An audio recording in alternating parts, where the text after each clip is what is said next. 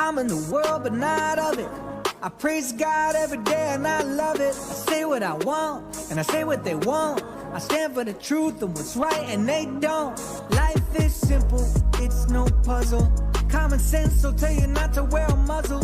Fear no evil, trust no people. When in doubt, shout, I'm a believer. I fear no man, though the world is broken. God, shine your light on me. I fear no man, though the world is broken. God, shine your light on me. I offend everybody, the left, right, in the middle. Blame my parents because I've been this way since I was little. It used to be normal, now everybody praying to crystals. No wonder why it's so easy for the devil to trick you. They treat you like dogs, hitting muzzles all on your faces, forcing kids to wear them in schools. Doesn't this seem outrageous? They ban Bible scriptures on TikTok. Let's go to Target! Let's go to Target! Get some PlayStations! Let's go to Target! Hello. Good morning. Welcome, welcome. What's up, Shane? What's up, Marilyn? Welcome to the Dreaded Conservative Show, Monday night, kicking the week off right. I'm on time. I made it on time. It's Monday night. What do we got today? We got a lot of Trump dates. Trumped up updates. Trump updates. Trump dates. We got China election meddling. Shocker. I'm more concerned with the American election meddling, though, Trump. They're doing it in America. Chinese election meddling announcement. And, of course, all the Democrats are saying, no, it's fake. It's always been fake. Fairest and safest election in history, 2020. Daylight savings time might be made permanent. And if you know me, every year when it's daylight savings time change and people all complain, I always go out and defend the clock changing. I think the clock changing is necessary. It's good for energy. It's good for our circadian rhythm. It's just better. Changing the times and then changing the times back is the better method. That's why we've tried ending daylight savings time and it doesn't work. Well, Trump's going to do it. I'm not happy with it. I don't know if it's going to, it's passed, the sunshine bill's passed or whatever it's called. We're going to talk about that. And then what else? Some Iran attacks have increased. We've been attacking them for 10 days straight. We talked about this last week. We'll cover more of that this week. There's some soldiers that died, I think yesterday or sometime recently. We have that story and just more problems in Iran.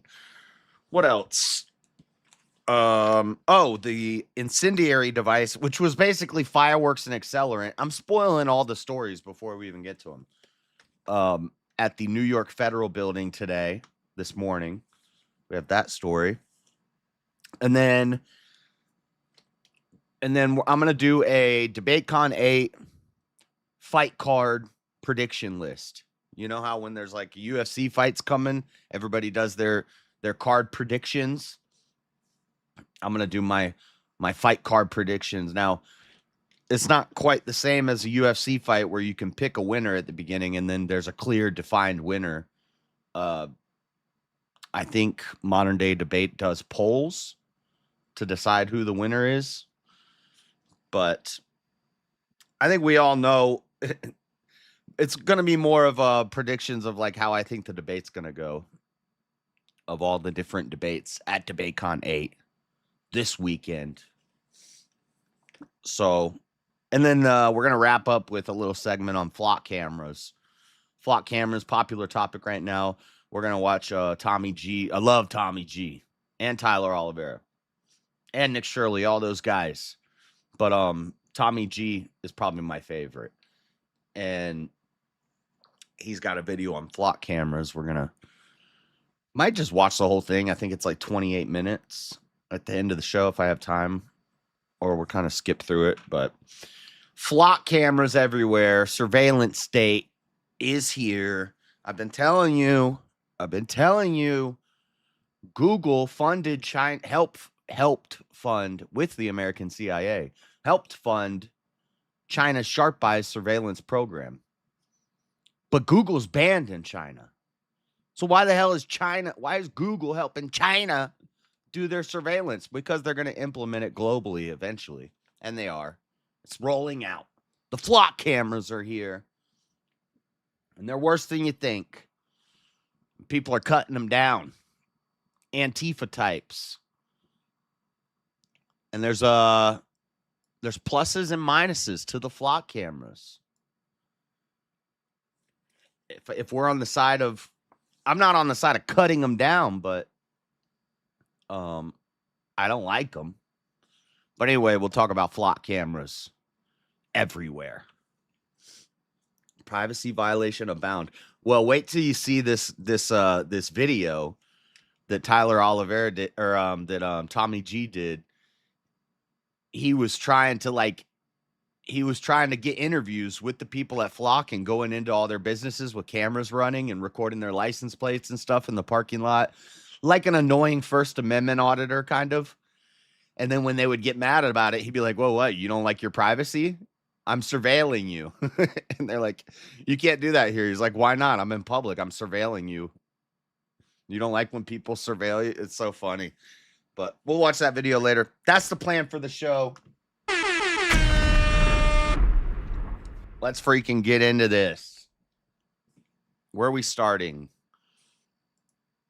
We're starting, and guys, on your way in, make sure you hit the like button. Grift bar on the screen.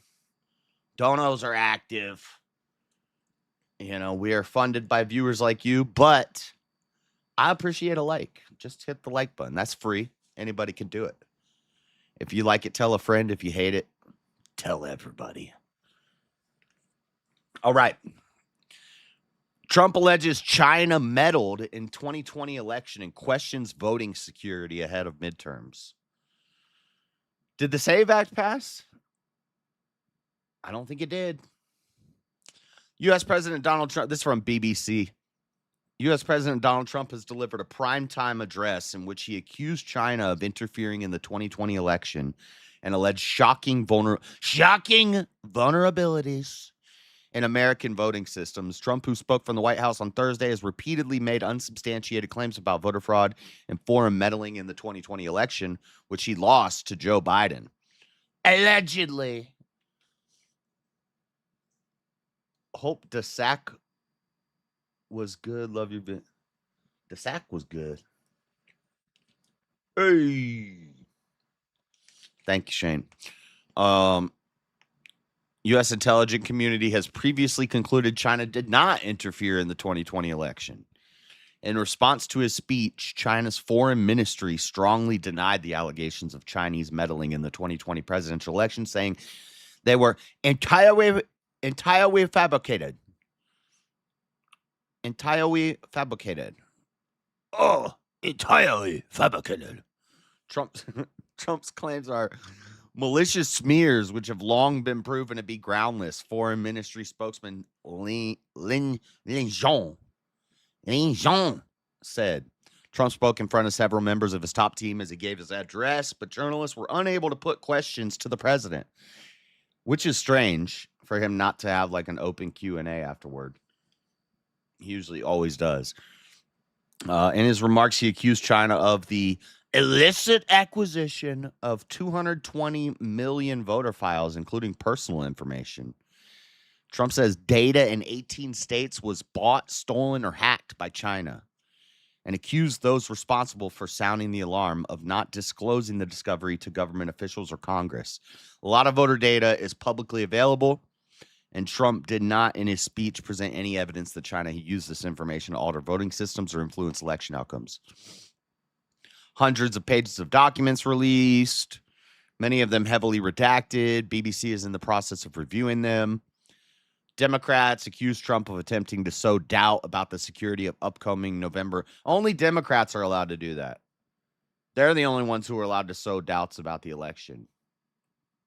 It's so funny because you still see the Democrats saying that this election was stolen. Trump stole this election. Trump stole the election from Hillary. Trump stole this election. You'd think it's like bipartisan that we both agree that the elections are questionable at the least. Like, shouldn't there be bipartisan agreement? I hate that word. That means communism.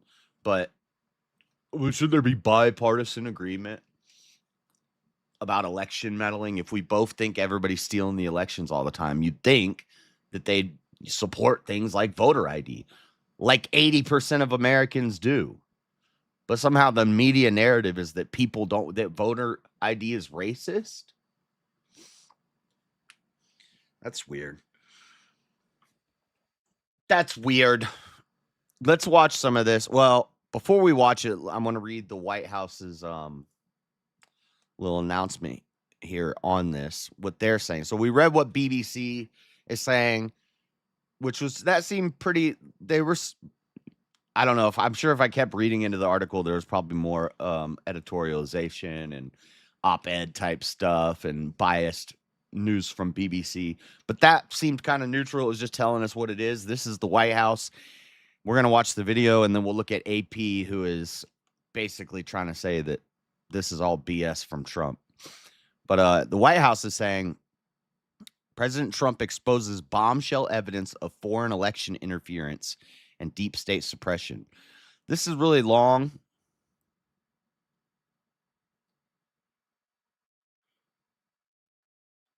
What is this? Here's what they're saying. J.D. Vance says election integrity is not a partisan issue. Like I was just saying.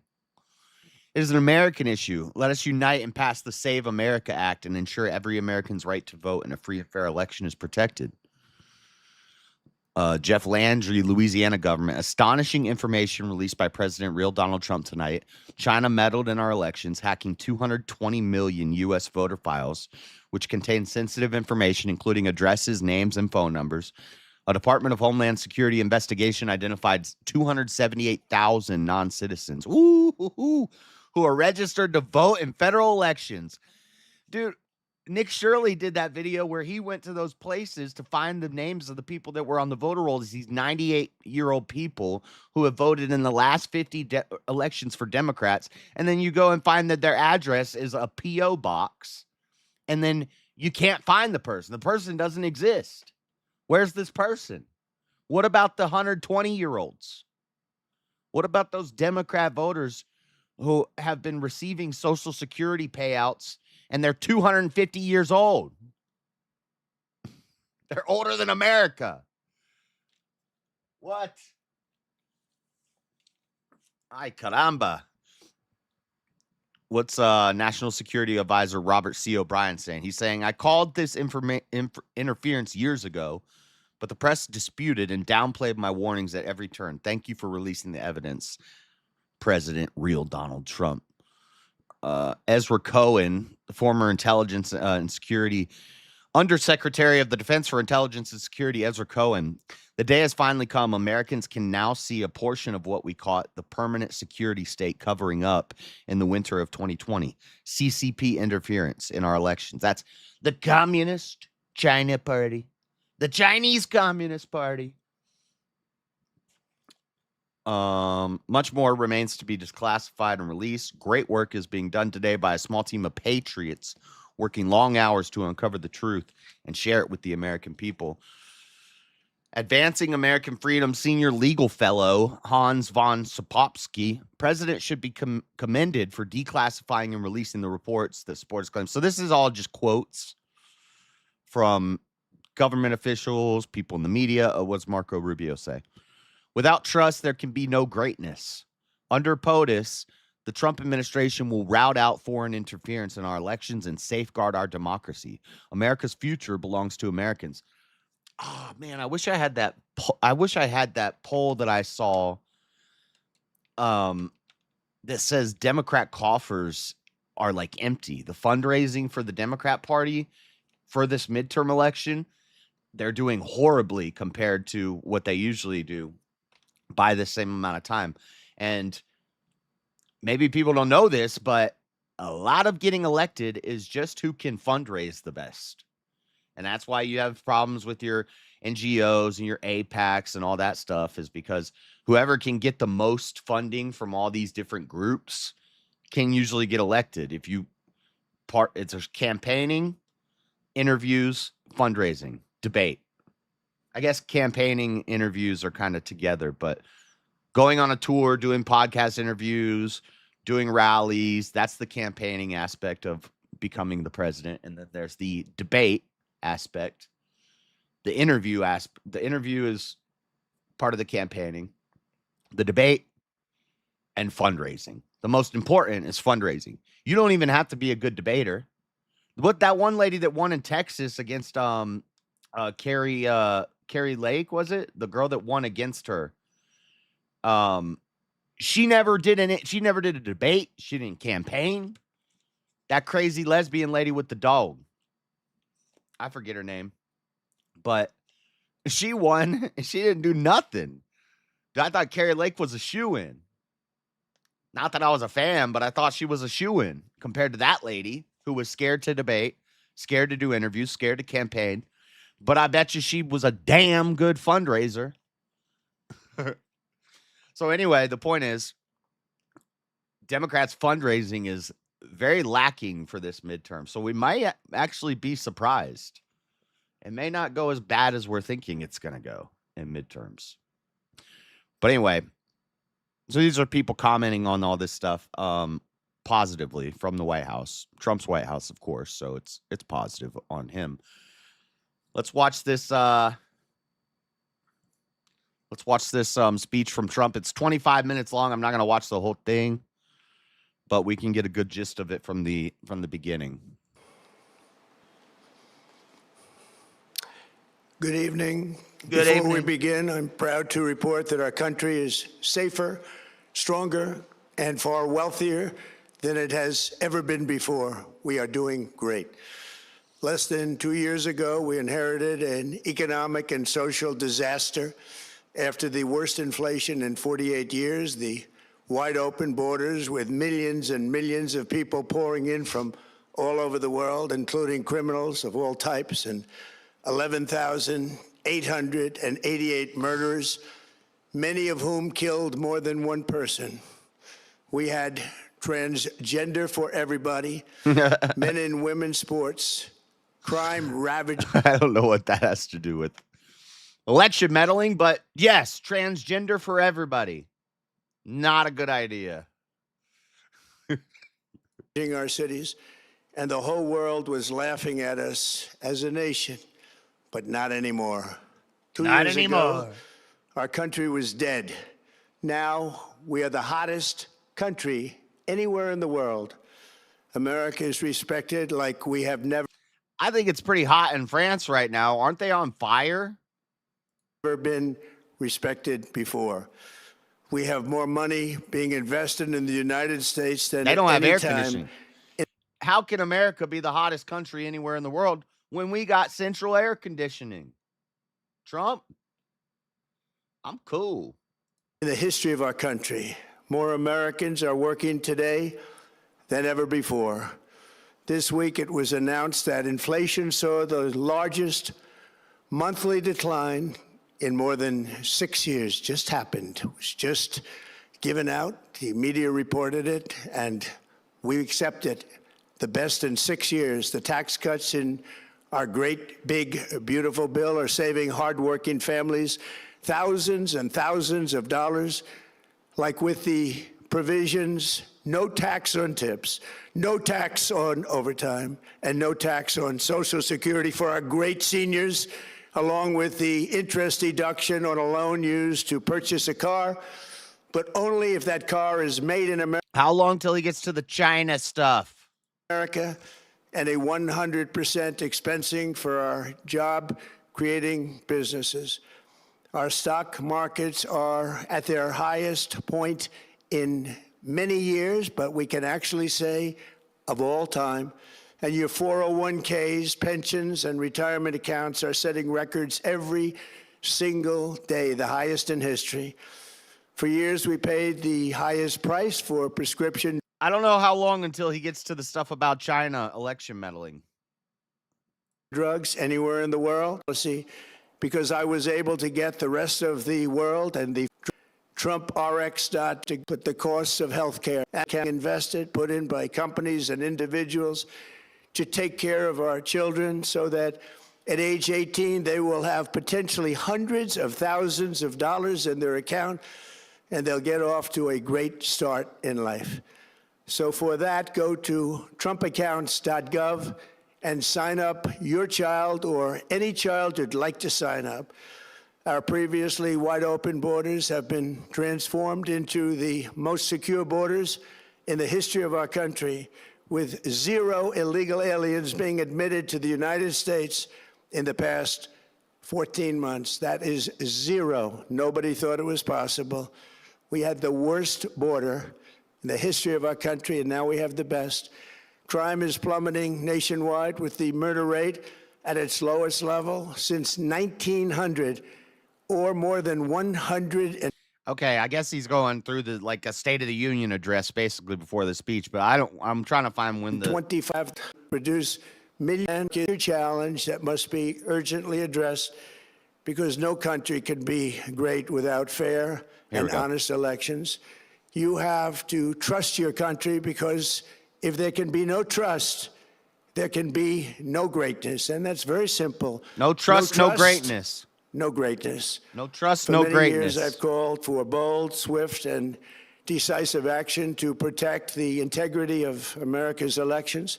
Every American deserves to know that when they cast their vote, that vote will be counted accurately in a system, and that is to make that system secure. One where cheating and interference are not just difficult, but virtually impossible.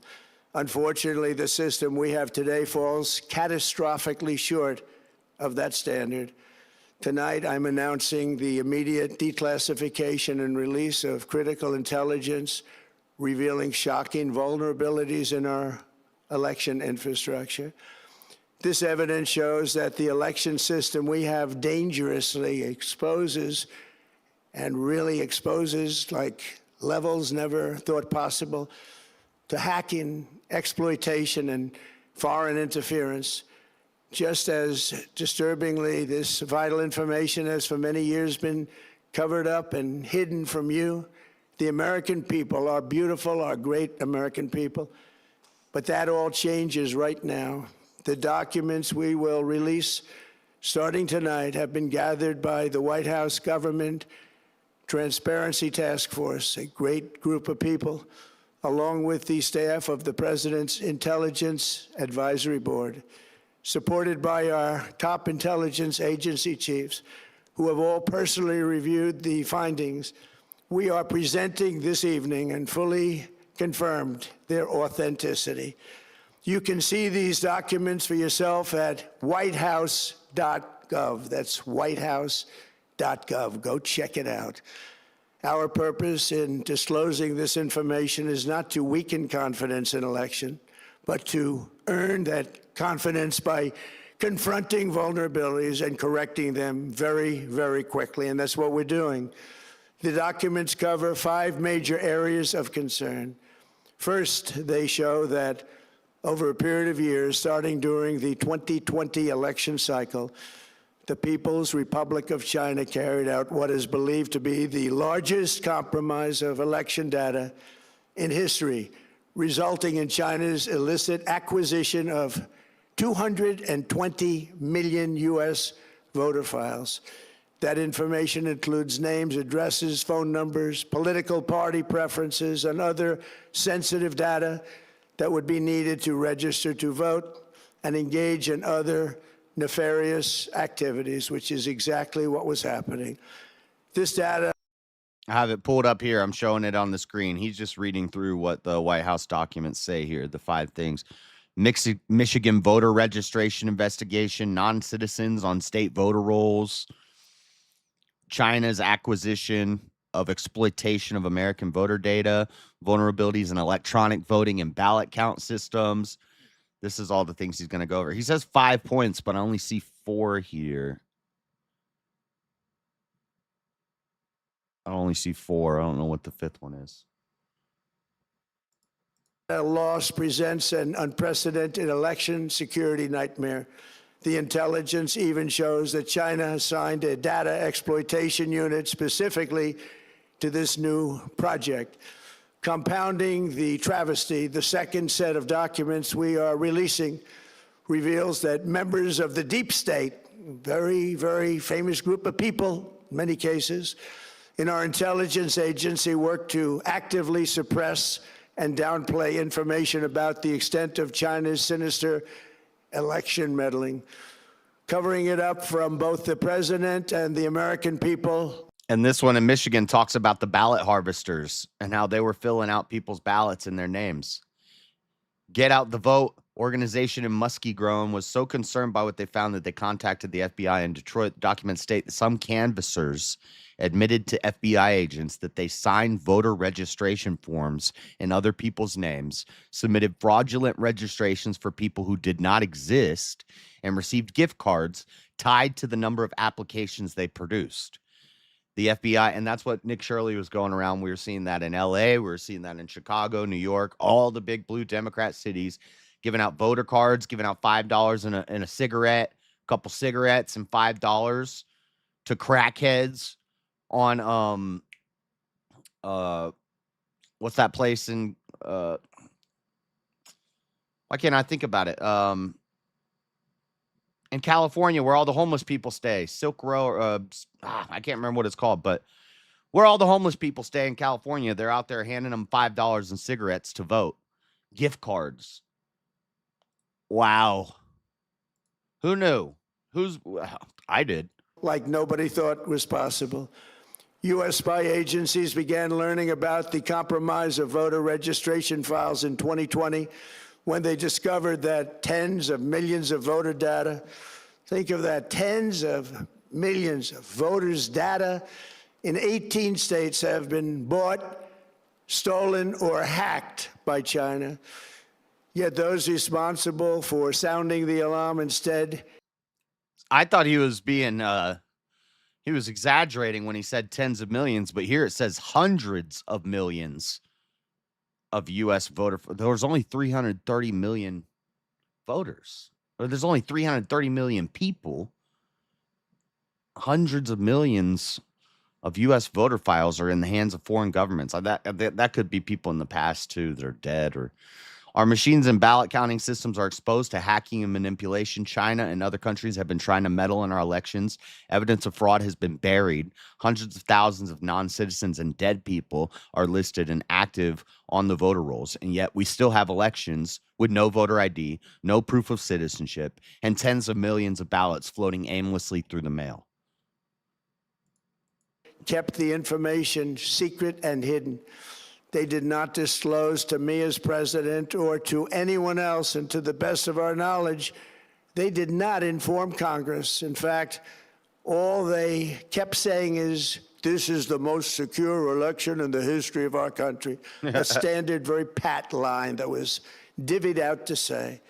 The cover-up of this colossal security breach is even more disturbing in light of the additional information showing that China engaged in other election-related activities to undermine my first administration and our 2020 campaign. They did not want, and they just didn't want it. They fought like hell not to have it, Donald Trump, to win, and for good reason. As the documents we are releasing show, CIA reporting explicitly stated, and I quote, in mid-2018, the Chinese Communist Party's policy was to leverage all domestic and foreign elements that were opposed to the U.S. president in an effort to reduce the U.S. president's votes and make him resign or prevent his re-election. Isn't that nice? Isn't that nice? In mid-2018, China was working to influence the results of the U.S. midterm elections and later the results of the 2020 presidential election itself. Separately, in mid-2019, the Chinese government's strategy against the United States was focused on undermining domestic confidence in the U.S. president. They wanted to just make you sound like your president wasn't so hot, when actually your president has done a great job, and they did everything possible to do exactly that. Going on, this document says, and this is by the CIA, the strategy included efforts to use Chinese contacts with big U.S. companies to influence U.S. business leaders to turn against the President of the United States of America. The Chinese government sought to identify U.S. journalists who had reported negatively on the U.S. president and pay them large sums of money to write more negative articles about him, as many as they could, and they didn't care what they said. The Chinese government wanted U.S. president to lose the next election, and the reason they wanted me to lose is because they knew I was wise to them, charged them billions and billions of dollars worth of tariffs, and built the strongest military anywhere in the world. We have the strongest military anywhere in the world. These are exact quotes from the CIA reporting. The name of the person doing the quote is now under review, but it gets even worse. Raw intelligence obtained by the FBI in 2020, yet buried by rogue bureaucrats, stated that China's activities even included an attempt to manufacture illegal ballots for Joe Biden. Documents show that during this period, dozens of significant CIA and NSA reports about China's election targeting were kept out of the presidential briefing. These were briefings I would get almost every day. Everything was kept out that was of importance. One email among intelligence analysts admitted that they had, quote, deliberately massaged the presidential daily briefing to withhold information regarding Chinese Swalwell was getting deliberately massaged too. activities related to the election. Another official insight. All right, so Chinese election meddling, but it's not just that. It's also the dead people and the people that don't exist on the voter rolls. We've got ballot harvesters fraudulently collecting ballots, filling out fake names, handing out rewards to get crackheads to vote for Democrats, and China. Turns out a lot of that was true. Shocker. Of course, AP is going to be saying, Trump says these documents prove his false claims of election fraud. Here's what they really say. What do they really say, AP? Speaking in the White House, he described shocking revelations, deep state, America's blatantly lied to, but a review by the Associated Press found no such confirmation in the collection of newly declassified reports, investigation files, intelligence analysts, and assorted correspondence. Many pages are so heavily redacted that their findings are unclear. Others outline vulnerabilities and assessments that have been well documented for years. So we've just been well documenting election fraud and then lying to the public that it's not a thing. There's no evidence that China or any other foreign entity manipulated the vote in 2020 or any other year. Okay. The White House promised a bombshell and they delivered a dud. Of course, this is AP's op-ed. China has our data, a lot of it. There's no evidence, however, that China actually used that information in any way. Shut up. So they do have our data. You just don't have proof that they used it. See how the fact checks are always so innocuous. You have to like read the fact check and it'll tell you that it is true, but then they'll twist something to make it not true. Well, they do have our data. They're just not doing anything with it. Well, then what do they have it for? Just for targeted advertisements from China, from Temu? Anyway. So that's that. That's that. Meanwhile, less important news, but interesting. I won't spend too much time on this. But Trump, they sign a bill. House passes bill to make daylight saving time permanent. Daylight saving time. It's not daylight savings time. It's daylight saving time. On Tuesday, the House passed with broad bipartisanship support legislation that would make daylight saving time permanent nationwide. The lower chamber voted 308 to 117 for the Sunshine Protection Act of 2025, which would make daylight saving time the permanent standard time. 22 Republicans and 95 Democrats voted against the measure. Legislation now heads to the Senate.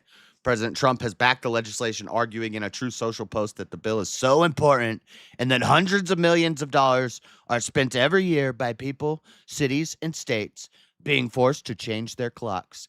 Trump, we change our clocks. We save money on energy when we change the clocks. You have to turn the lights on earlier in your day when you don't change the clock.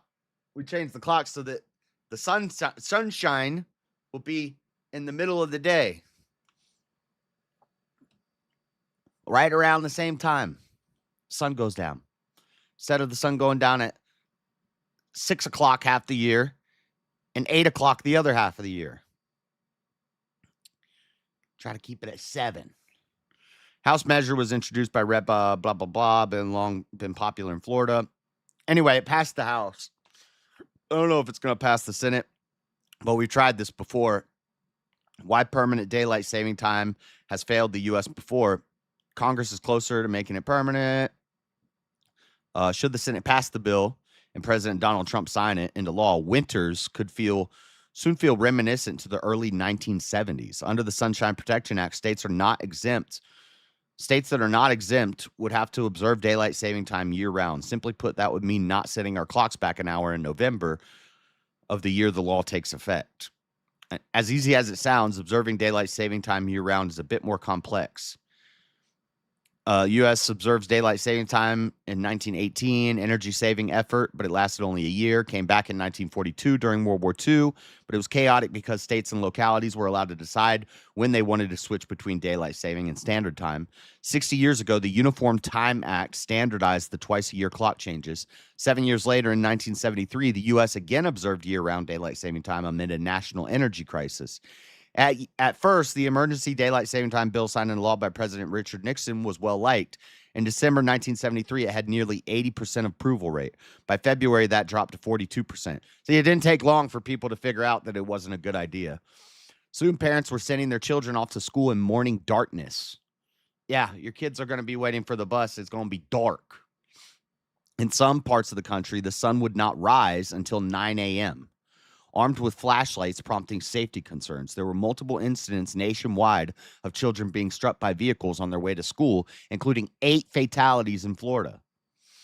The U.S. Department of Transportation found no clear evidence of trash accidents in relation to year-round daylight saving time and determined the energy savings were a meager 0.4 to 1.5%. So it's a heated debate. We've been going back and forth on this forever. I'm on the change the clock side. I think that people will like it. People just complain. They just need a reason to complain about something. And so they're going to complain that we have to every time. Oh, it's daylight saving. I'm so tired. That 1 hour. Oh, I had to change my clock back. Oh, I had to set my clock for. I hate daylight saving time. People always complain about it. Now give us 2 years of no daylight saving time. People are going to be like, man, I wish we kept changing the clocks. It's always so dark in the morning half the year, and it's always dark too early at night the other half the year. Yep. Would permanent standard time be better? Many experts argue so. We've went over all this stuff many times before. Every time I go into this deep dive on daylight saving time, it's interesting. But anyway, I don't need to read much more of that. Now let's get into Iran updates. A lot of stuff going on in Iran the last week. I think we've attacked them 10 nights in a row. And we just lost some soldiers. And Marines are now boarding vessels. So U.S. Marines boarded the MT Wen Yao in the Gulf of Oman on July 16th, 2026, as part of a renewed U.S. naval blockade. Now, I had an article, and I thought it said that this was the first time that Marines have boarded a vessel in this conflict. So all the boots on the ground people, as soon as there's boots on the ground, I'm done with MAGA.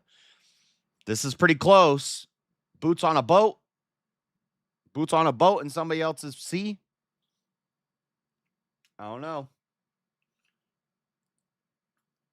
JS has topped interacting with chat, or is it just me? Topped. Oh, stopped.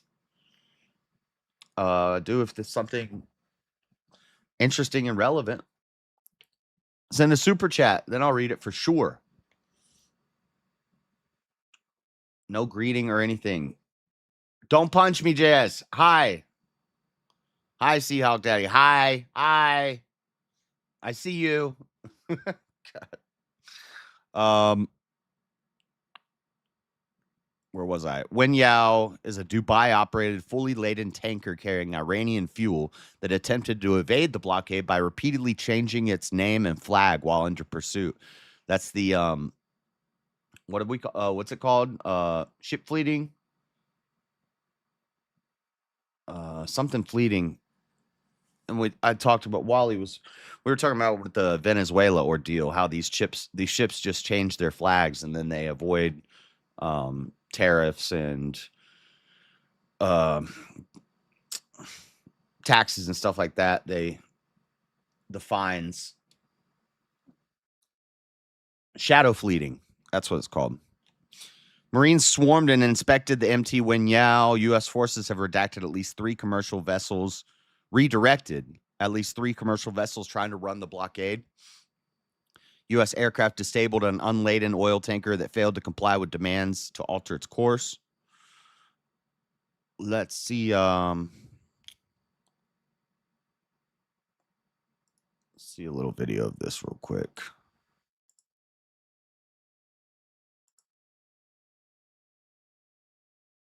No audio? It's just pictures of them doing it. I think I have video of it right here. So let's, I guess this is the Marines boarding the Iranian tanker. Trump's latest strikes kill 7. This is 3 days ago.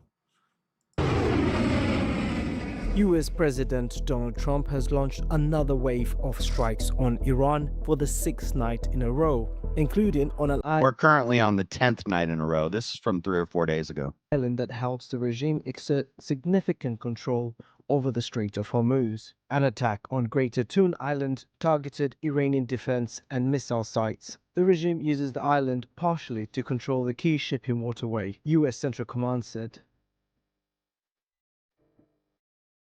The US says it wants to reduce Iran's military capabilities and reopen the strait.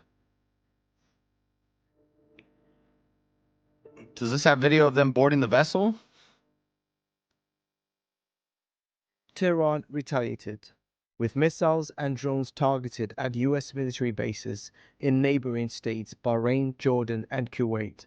Hormuz already closed. I think this is this them boarding the vessel? Houthi attacks on vessels or ports in the Red Sea would leave the Middle East's 2 main oil export routes disrupted simultaneously. On Thursday, the US military said it had boarded a vessel near the strait to ensure full compliance with the ongoing US naval blockade. I think these ships are just stuck out there. They're just stuck out there.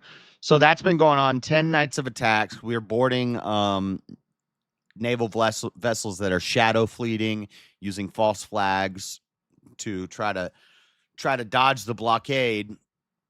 U.S. Marines boarded a commercial tanker in the Gulf of Oman on July 16th, redirected 3 commercial vessels.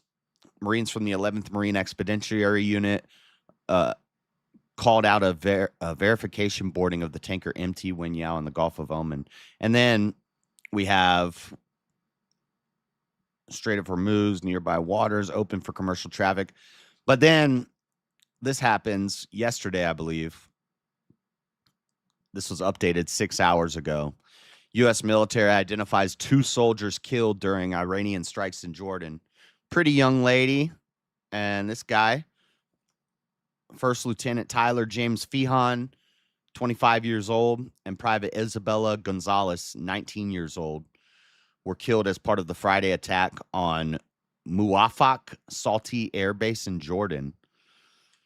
Gonzalez of Carlton, Texas, died Friday, while Freehan, who enlisted in Ewa Beach, Hawaii, but whose father told CNN he primarily lived in Georgia, died Saturday, the Defense Department said. So did they just die in bombings? 6. So far we have the 6 that died in the refueling incident, not due to hostile fire, friendly fire. This was a crash between a helicopter and a plane. 6 service people died. A refueling aircraft and a Force KC-135 Stratotanker. Oh, an Air Force refueling aircraft crashed in western Iraq. So 6 died there, but that was not due to any sort of conflict. It just was an accident. 6 died by a direct Iranian strike on makeshift operation centers at Kuwait's Shuaiba port. Days later, Army Sergeant died after sustaining injuries. And then we have these 2 during an enemy attack. The 2 were killed during an enemy attack. Other American service members suffered injuries, including 4 who had been medically evacuated. Pentagon said authorities would continue to investigate the attack. So what are we? Well, now what they're going to be saying is Trump's death toll due to Middle Eastern conflicts has surpassed Biden's. Biden's was, 13? Trump's is now gone to, 15, 14, 15? So, of course, we're going to hear about that. Trump's way worse than Biden because 2 more people died in the military. That's what we're going to hear. Anyway, that is sad. And I don't know. It's heating up. It's not dying down. It doesn't seem to be de-escalating. It seems to be heating up. So, maybe, like I said this a long time ago, not a fan of the Iran stuff. I'll try to defend my president, try to find the justifications for why we're doing this and make it make sense, and then trust that he's above my pay grade and he knows things geopolitically that I can't even come close to knowing about. And so I want to trust that he's making the right decisions, but I mean, yeah, it's starting to get crazy. This was supposed to be over quick, and it keeps going, and I don't see it ending anytime soon now. So if I have egg on my face, I have egg on my face. This Iran, but I always said I'm not a fan of this Iran. I'm not a fan of hacking the Iran. I did like the Venezuela stuff. And if this would have been a quick thing, a little flex, destroy all their weapons, their stockpile weapons, their nuclear capabilities, their ships, their planes, their bases, cripple them for a while, another 50 years, and then we're out of there. If that's what it was, then easily could justify it. But the longer this goes on, the harder it is to say that Trump's just not making a huge mistake here. So we'll keep our eye on it, but got to wait and see. I don't know what's going to happen. All right. Shut the fuck up, Freddie. All right. What's next? Okay. The last little story we have here is this incendiary device. Now, it sounds way more... This whole incendiary device story sounds way more extreme than it is. I watched it this morning. It's not that crazy. It makes it sound like somebody set off some huge bomb at the New York Federal Building. But really, it was like a Molotov. It wasn't even a Molotov cocktail. It was fireworks with accelerant. It was like he had some fireworks doused in gasoline or something, and he just threw them on the sidewalk in front of the federal building, and then he gets tackled and brought in. That's it. It's not much of a story, but it is kind of crazy to watch. Let's listen to what this lady has to say. Built the outside of a Manhattan immigration court. In a statement, the FBI says a person with a history of, quote, anti-ICE activity set off what it's calling an incendiary device. Now the FBI's New York Joint Terrorism Task Force is investigating. Let's bring. And you watch it, you see fireworks going off. It was like a box of fireworks with gasoline poured on it. Chief Investigative Correspondent Aaron Katursky for more. So, Aaron, what do we know about this so far? This happened this morning outside 26 Federal Plaza, which houses immigration court. It's also where immigration applications are processed, and it has been the scene of protests. And he was also shooting at him with an airsoft gun, which is not smart. It sounds like you're looking for suicide, say, by cop. If you're shooting an airsoft gun at police, it sounds like you're just trying to get yourself offed by the cops. Before, you'll remember, elected officials have been arrested inside that building trying to observe ICE proceedings and immigration proceedings that have come under controversy of late. But it was on the north side of the building where this apparent Why is this on here? Device or some kind of firework with an accelerant, an incendiary device of some kind, detonated. The federal police, which are in charge of securing the building, along with ICE police and the FBI, raced to the scene. They took an individual into custody. I talked to some police sources who said that this individual is known to them, known to have anti-ICE type views, may have even participated in protests before. He's now in federal custody. You see a lot of barricades that were already there. Is there a lot of security around this building? What's that picture like? That the barricades that you see are there all the time now because that building has become such a focal point of protest. Of immigration protest. So there is a ring of those fences around the entire perimeter of 26 Federal Plaza. Entry is controlled. And you see there that the device, that's the individual in custody, the device went off outside the building, but in a place where people would gather. So there were a lot of people there who were all pushed back. Thankfully, it doesn't seem like anybody was seriously. And so it's more Antifa terrorism at ICE immigration court. Breaking news, a suspect is. So we already watched that, but I want to see the overhead angle. They have it here. Oh, here we go. This is when he lights it. Wild video shows suspect start fire. See, it's like one of those Home Depot 5-gallon buckets, an orange bucket. And there's some fire. Looks like he just dumped a bucket of gasoline and there was some fireworks in there too. On the stairs. Those are not fireworks. Those look like propane tanks. So I guess the fire was just supposed to heat up the propane tanks, but they also said they saw fireworks going off at some point. Video shows the moment an armed maniac lit an incendiary device, which was a bucket of gasoline with some propane tanks thrown in there, like the little camping Coleman green propane tanks. It looked like there was like 2 of those in there, which, by the way, those things would take a long time to explode. If you ever thrown something like that in a campfire, it doesn't just explode immediately. It sits in there for a long time, and finally it heats up enough and it blows up. A gasoline fire like this is going to burn out quick. It'll burn hot, but I don't even know if that's enough to blow those things up. I guess at least one of them blew up. So watch. I'm watching for an explosion. Oh, look. Oh, well, maybe that's a reflection. The man was, hold on, I didn't read that. The man was pulling a cart with ice off our street scrawled on the side that contained 2 long firearms, more fireworks, and other items.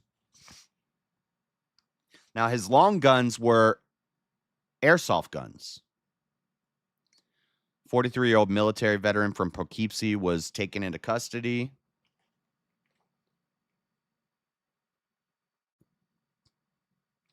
See, I don't see any secondary explosions happening. And here they get the guy. They run up. He looks like a real winner. Looks like a juggalo. There's the dog.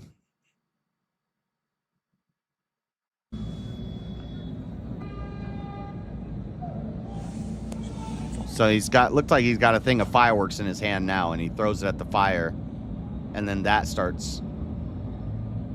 See the sparkles? A little bit of sparkle action. Oh, there's a little poof. There it goes.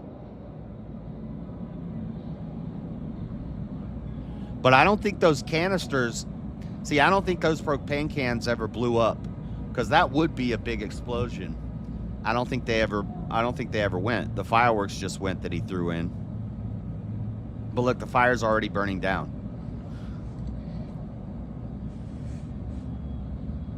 If those propane tanks blew up, that would have been a problem. And now they're running by it.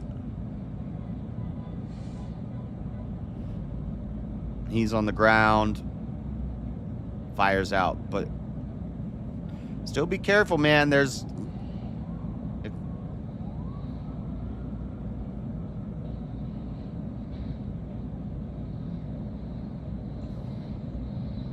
and that's it.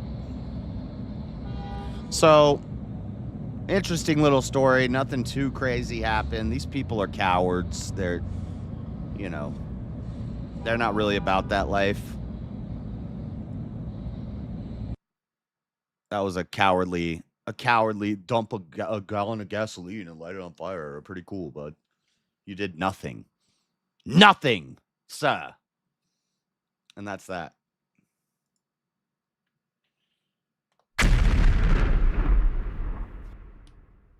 Cop just neutralized him. Military veteran, he'll get off 5150. Yeah, this guy is an amateur. Military trained. Well, he looked like a freaking retard. That was such a stupid idea. Like, I don't know.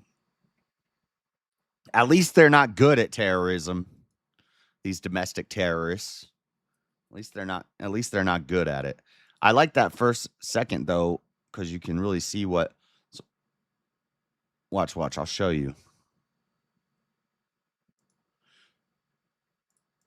So there's 3 of these canisters in there.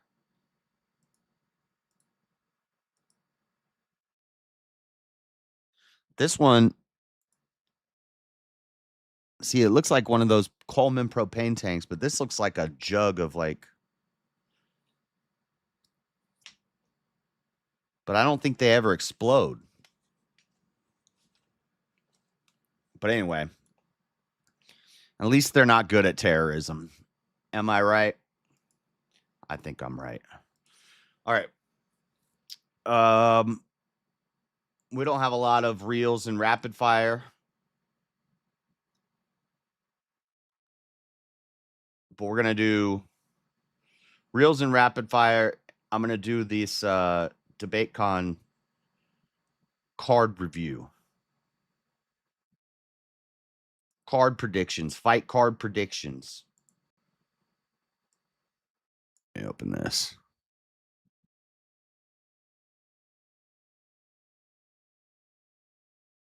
Oh, shoot. This girl's getting eaten by octopus. Is this real? No, that's AI. I'm trying to... Hold on, guys. My bookmarks aren't working right. Daughter of Zeus. Okay. All right. First things first. I watched The Odyssey, guys. I think people were mad because I said I liked it. This is my favorite scene.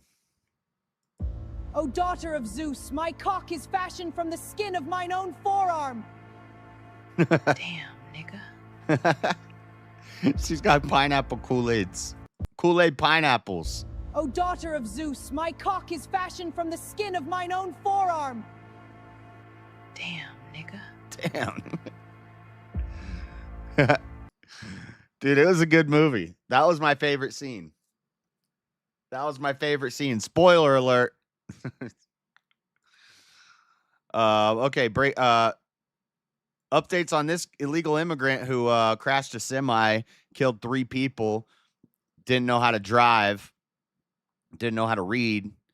The illegal immigrant who killed 3 people after plowing his truck into multi-vehicles in Southern California, sentenced to just 5 years in prison, under the influence of drugs when he crashed, entered the country during the Biden admin, made no attempt to swerve or stop the truck when he plowed into multiple cars.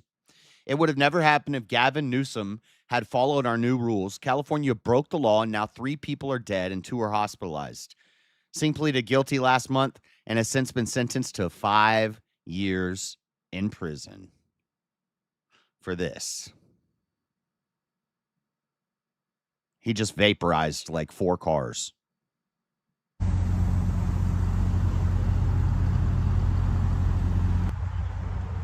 There you go. Cars vaporized. Just plowed a truck through like 4 cars. 3 people dead. 5 years in prison. It's fucking ridiculous. Anyway, what else we got? Some local news.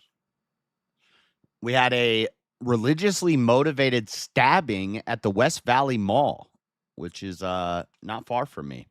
A man has been arrested for attempted murder after allegedly stabbing an employee at Valley Fair Mall on Monday. Around 2:30 p.m., police were dispatched to Valley Fair Mall after calls expressing a physical altercation had occurred, which involved a man stabbing another.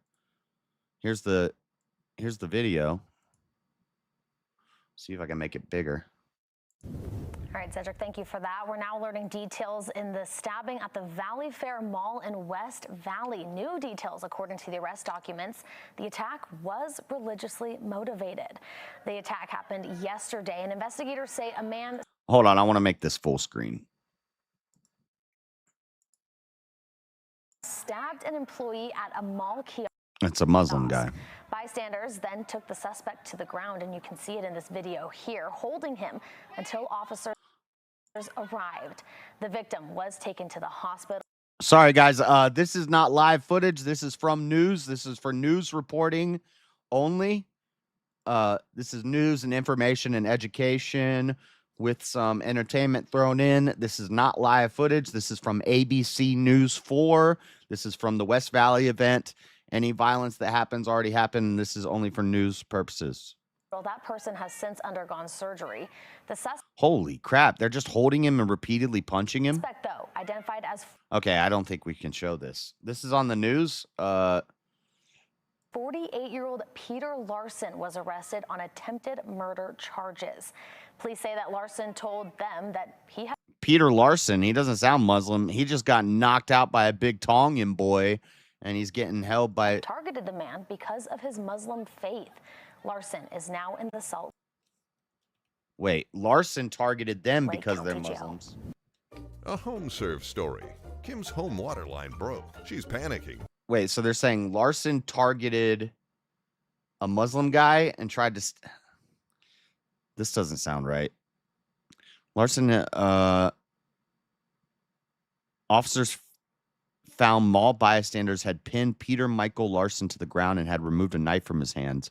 Officers took Larson into custody. He has been booked into Salt Lake County Jail for attempted murder and prohibited dangerous weapon conduct. When officials tended to the male victim, they saw he had suffered multiple stab wounds all over his body and was bleeding profusely. According to police booking affidavit, he was transferred to Delta condition, meaning life-threatening or highly severe situation. Larson was on probation. During his interviews with police, Larson expressed he believes he is a catalyst who intends to kill Muslims. Oh, so it was it's the opposite of Europe. Instead of the Muslims killing white people, we have white people thinking that they're the catalyst to change by going out and trying to stab Muslims. Is ridiculous. Not a smart idea. I understand you don't like the immigration problems. You don't like the culture of the Muzzies, but that is not a reason to go out and attack them with knives. We're still awaiting reports, but clearly this is something that we will be screening. We don't want to say anything else until we prove the results of the investigation. So, crazy. Dude, they were whooping his ass. Those Tongan dudes, those guys are Tongan. Out here in Salt Lake City, we have Tongans, big boys.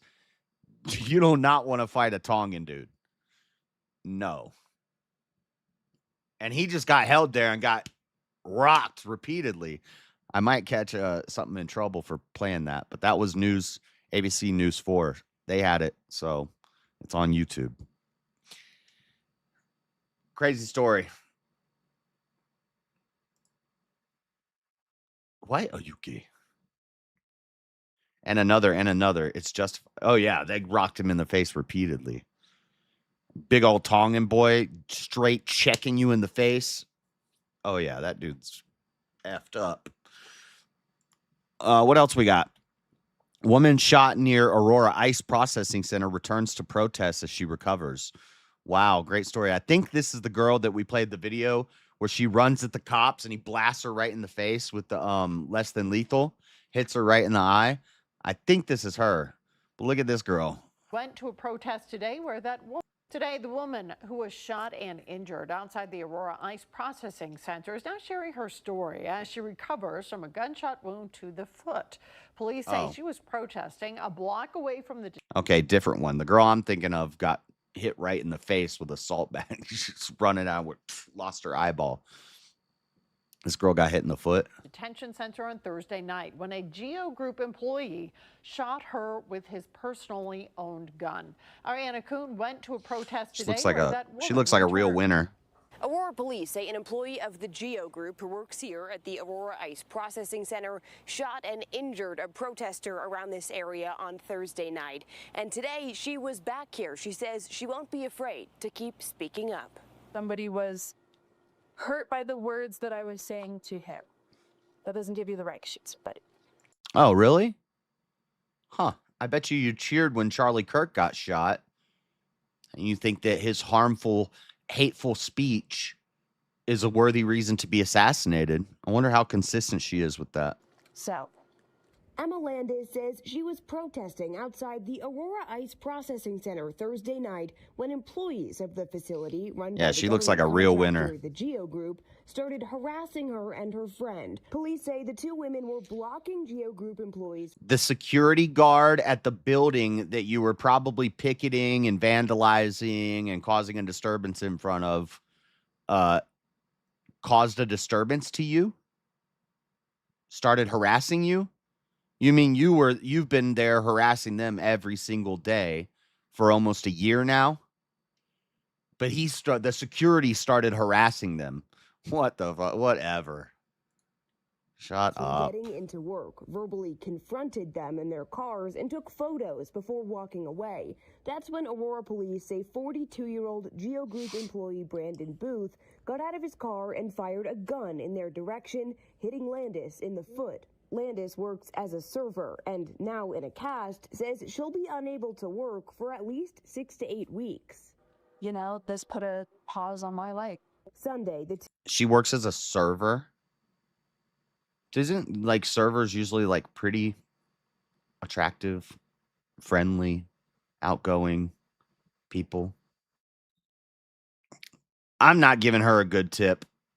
Especially if she's walking around with a cast taking forever to bring me my food. She ain't getting a tip. Two women returned to the Aurora Ice facility, joining dozens of protesters to call for the release of detainees inside. What do we do? Oh, yeah, we stand out there and harass them all day. And then the guy started harassing them. What do we do? We need to shut this down. And the only way we do that is by keep showing up. They all have speech impediments and they're just unhealthy, nasty people. We have to keep fighting. We cannot let them intimidate us. Booth was arrested on suspicion of attempted second-degree murder, and the Geo Group tells Fox 31 he's been placed on unpaid administrative leave. Earlier this week, a judge set Booth's bond at $500,000. He was also instructed to stay away from the two women involved in this case. We expect him back in court later this week. Wow. All right. You guys want to see some creepy ass AI?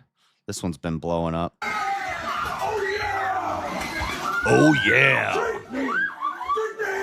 Drink me!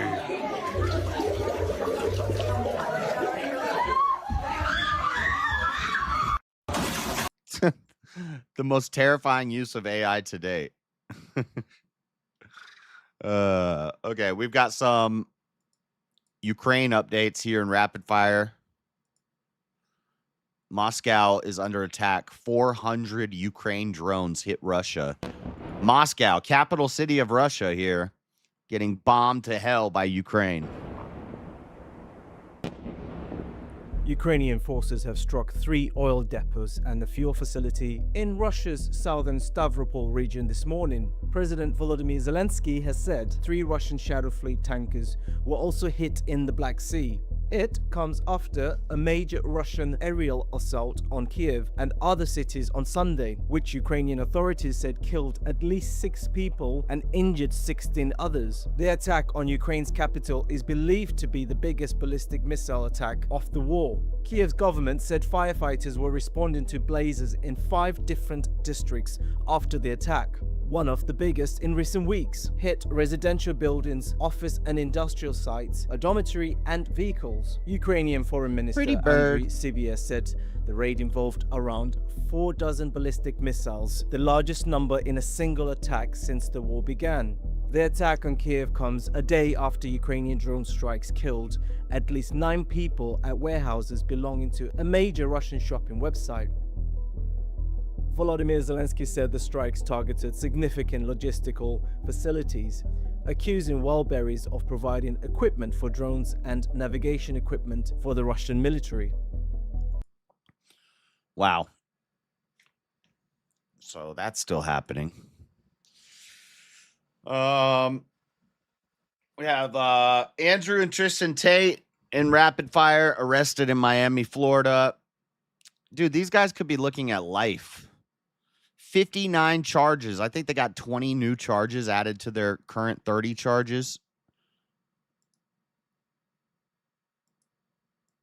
Let's see. Tate brothers, Miami. They've been arrested in Miami after British authorities issued 38 new charges against them. So now they have a total of 59 charges. They had 21 before. Now they got 38 new charges. And let's see. CPS said Andrew, 39, was being charged with 7 further counts of rape and 3 counts of arranging or facilitating trafficking for sexual exploitation, as well as charges including indecent images of a child. Charges against Tristan include 2 counts of rape and 3 counts of sex trafficking. The CPS said the new charges bring the total number of alleged victims in the case to 7. Both are dual British U.S. citizens, born in America, but spent most of their childhood and young adult in the English town of Luton. Charges against them were largely collected by Bradfordshire police. So, but now people are saying the arrest video is AI. So I don't know what's going on. So, okay, I'll show you what they're pointing at when they say it's AI. In this video, you could see, I don't get it, but the toe of his shoe seems to disappear, but it's still there. It's just his toe is blending in with the sidewalk. See how the toe of his foot?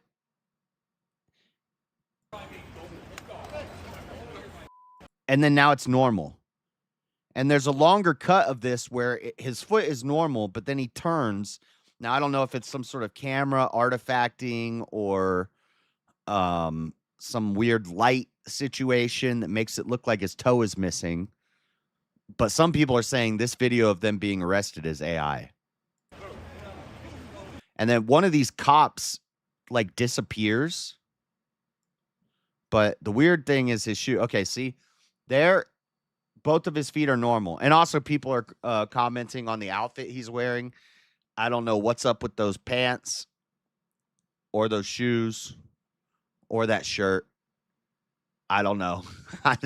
His style is questionable at the very least. But watch his toe here. His foot is normal, but then he turns his back left foot and his toe disappears into the concrete. Right there. Now, you can still kind of see the outline of a toe, but it's like cut off. See, and then it pops back into the shape of the foot pops back.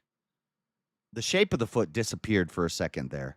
But then the shape of the foot comes back, but the color is still off. The toe, there's a line. See, what the heck is happening with his toe here?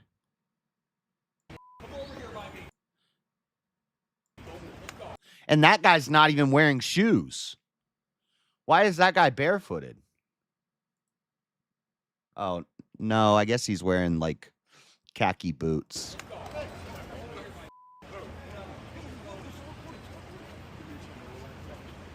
And there's a wall in, what's his name? But somewhere a cop just disappears.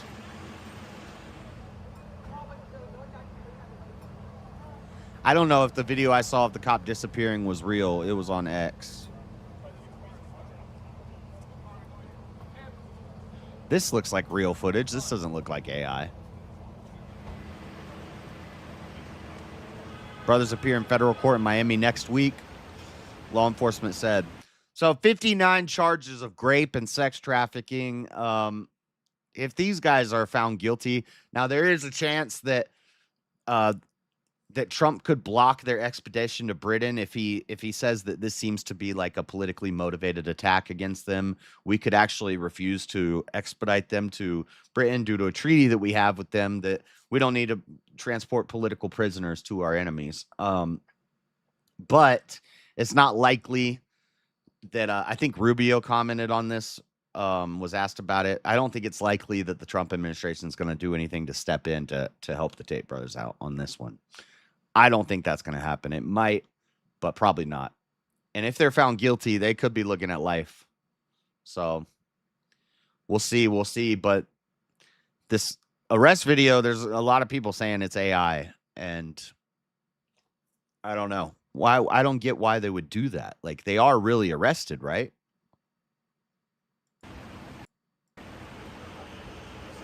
Tristan, anything to say?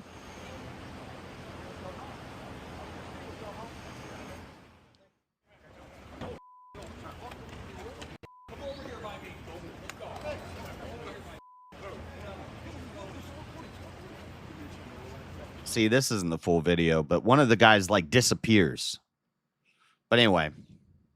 Now to the controversial social media influencers Andrew and Tristan Tate. U.S. Marshals arrested the brothers over the weekend in Miami. They are due in court today and face extradition to Britain, where prosecutors announced new charges against the pair. Christian Benavides is in Miami. Christian, good morning. Okay, I'm not going to watch that. But yeah, Tate brothers arrested again. All right, and now that's it for all the rapid... Oh, wait, no, I have one more rapid-fire news story before we do this DebateCon stuff. Where is Pelosi? Pelosi arrest. DUI or hit and run? I think it was hit and run. 3 days ago, People magazine, Nancy Pelosi's husband, Paul, charged in alleged Napa Valley hit and run accident. Paul Pelosi was charged with a misdemeanor after he allegedly struck an unoccupied vehicle in Napa County. Dude, this dude's getting too old to be driving around. Paul Pelosi has been formally charged with a misdemeanor hit and run after police say he hit a parked car. And he's probably, look, he previously pled guilty to a 2022 DUI charge after crashing his Porsche in Napa Valley. I'm sure he was probably drunk in this one too, but they're not saying anything about that. Shocker. Has been charged with a misdemeanor in connection with a hit and run. Accused of hitting an unoccupied parked vehicle in Yountville, California on July 3rd and leaving the scene. According to press release from Napa County District Attorney's Office, the misdemeanor charge requires drivers involved in collisions resulting in property damage to stop and provide the information required by law. He didn't stop. He ran.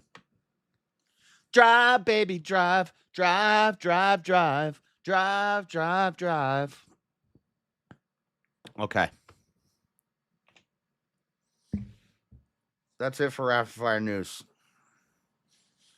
All right. Let's do my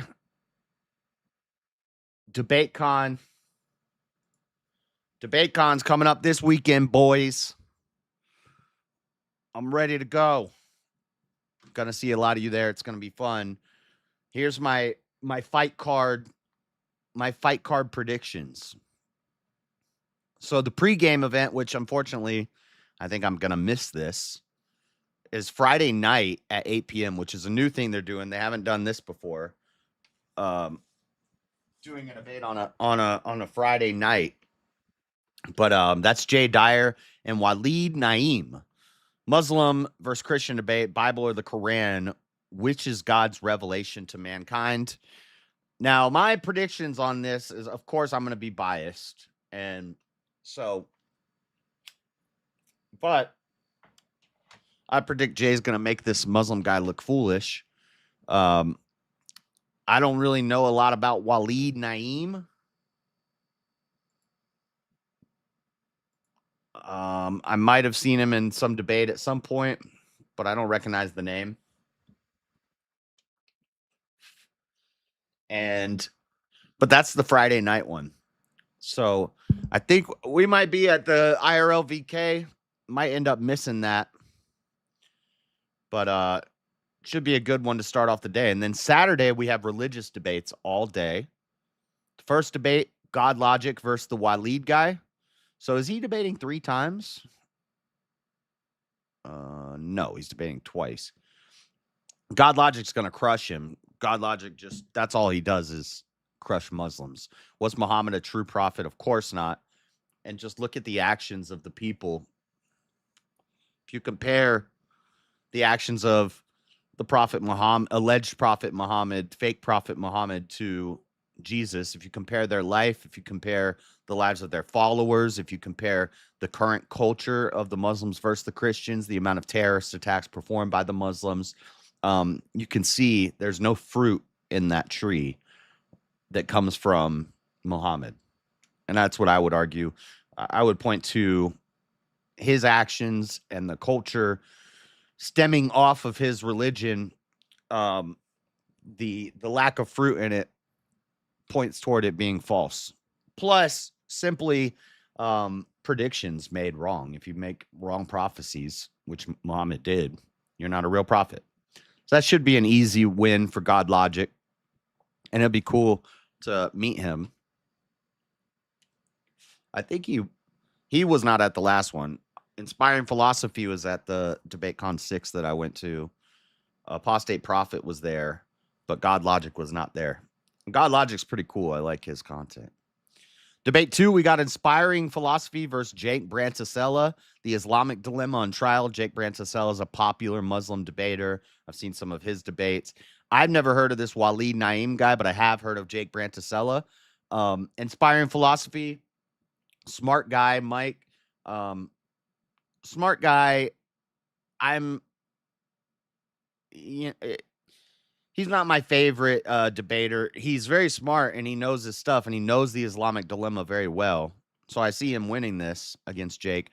I'm honestly, guys, I'm so biased in this. I'm not gonna pick a Muslim that he's gonna win. But Inspiring Philosophy, smart guy, not my favorite. He's not my favorite person on the card, but I do watch some of his content. He's really smart, but just not my flavor. Ultra All Access VIP dinner, debate 3 to be determined. Now, I thought that was filled in by now. I'm not sure what's going to happen with that. And then our main event on Religious Day, Saturday, religion debates, is Jay Dyer versus Jake Brantasella. I think Brantasella will be more of a challenge than the Waleed Naeem guy, just based off of popularity and what I know about Brantasella. Islam or Christianity, which is best for society? This is an easy layup, like we were just talking about. If you just compare the amount of terror attacks performed by Muslims, it's the highest amount of terrorist attacks with people killed all over the world for centuries. And yeah, you can point to IQ, you can point to the inbreeding, you can just look at a Muslim society and look at a Western Christian society. Which one would you rather live in? They would rather live here. They want to come over here and take over, and then they're going to destroy our Christian society, and it's going to look like one of these desert shanty towns. So, no, that's an easy one for Jake. And that's it for Saturday. Then we go to the Crucible Party. Sunday, political debates. I think I'm going to wear my suit on Sunday instead of Saturday this time. I'll wear it Saturday night to the club, the comfy version, and then I'll wear the tie version on Sunday. I got a nice little setup for the suit. I got a new shirt, a new tie, and a new handkerchief for my pocket, a new pocket square. We're gonna be blued up from the shoe up. All right, Sunday, day 2. Debate 1, Dinesh D'Souza.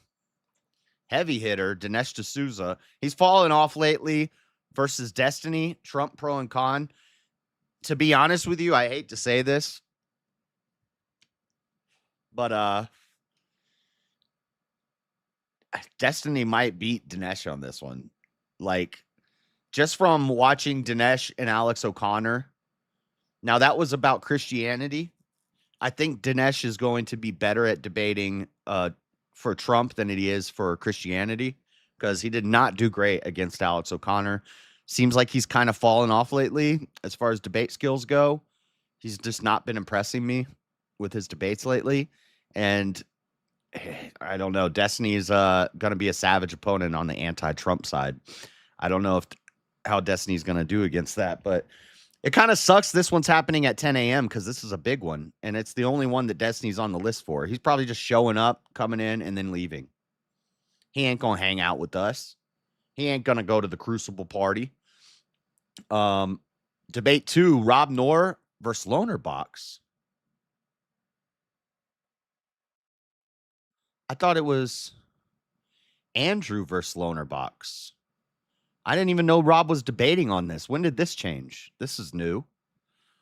Rob Noor versus Loner Box. Is Trump a fascist? Well, this is a layup for Rob. Rob's probably one of the very best debaters on the right. Loner Box is like a Destiny clone, but not as good. Not as good. Neither of them are good, but at least Destiny is a little more entertaining to watch, a little more interesting than the Loner Box guy. He's very monotone. And the prompt is just stupid. Is Trump a fascist? No, he's not a fascist. Any 14 points of fascism that you use, there's like 2 different ones, whichever one you use. At the very worst, Trump hits 7 out of the 14 qualifiers to be a fascist, which makes him not a fascist. It makes him a half-schist. And a lot of people hit 7. I probably hit 9 out of the 14 points of fascism. I'm more fascist than Trump. Trump's a half-schist. How many of those qualifiers do you have to hit to be a fascist? More than 7? I think Trump maybe hit 7 of them. So it's a dumb prompt. No, Trump is not a fascist. And Rob's going to crush Loner Box. Then we got a big debate here. People love to see the ladies debating feminism. Great to watch a lady debate feminism. Not So Erudite and Rachel Wilson. This one's going to be fiery, feisty. It's going to be a feisty one. Not So Erudite and Rachel. Is feminism doing more harm or more good? Now, Erudite is smart, and she debates some heavy hitters on stages at colleges. She's used to that. So, now Rachel has also debated on stages before. Not as big of stages and not as many as Not So Erudite, but Rachel is the foremost expert on feminism right now. And Not So Erudite is just a lady who likes ladies being ladies, I guess. I don't know. But I don't know, because Erudite, didn't she debate Jim Bob she debated Jay Dyer and Andrew about this for like 8 hours? So they unintentionally trained her for the debate that she would eventually have with Rachel on this topic.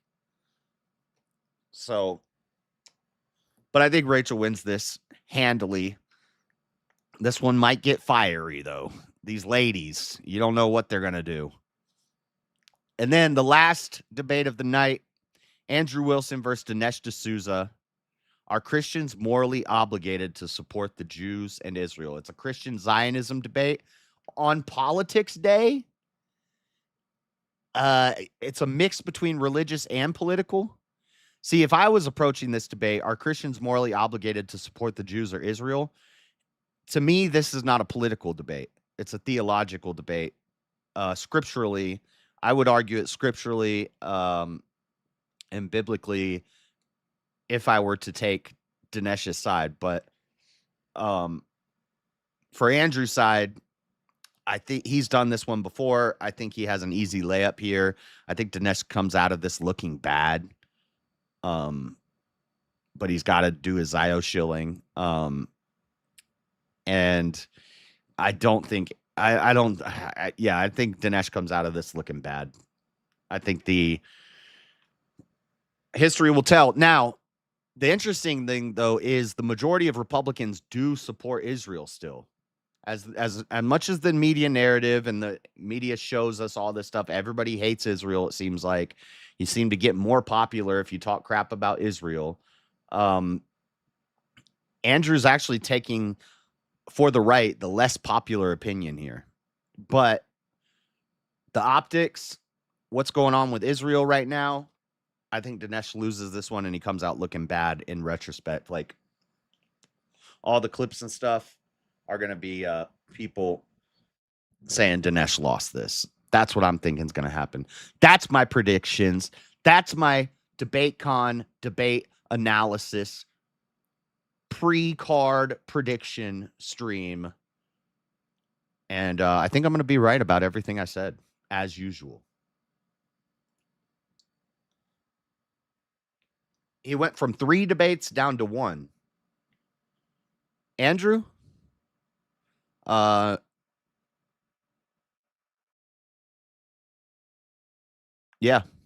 Yep. I think that when he joined in the beginning, it was like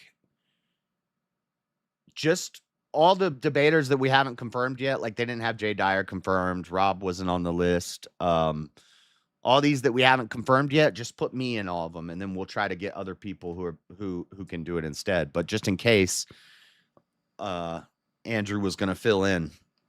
But yeah, he went from 3 debates down to 1. But that's probably good for him because, like, if he's doing debates on both days, he doesn't really get to hang out with everybody. He could only drink beer at the or he was only drinking beer at the Crucible party because he didn't want to be hung over the next day when he had like 2 debates, and he did a debate the other day. So,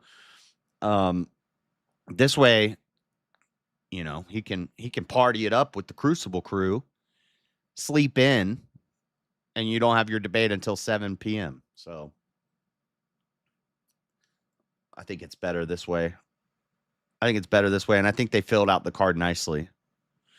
I would have liked to see Andrew versus Destiny, but Destiny don't want to debate Andrew anymore.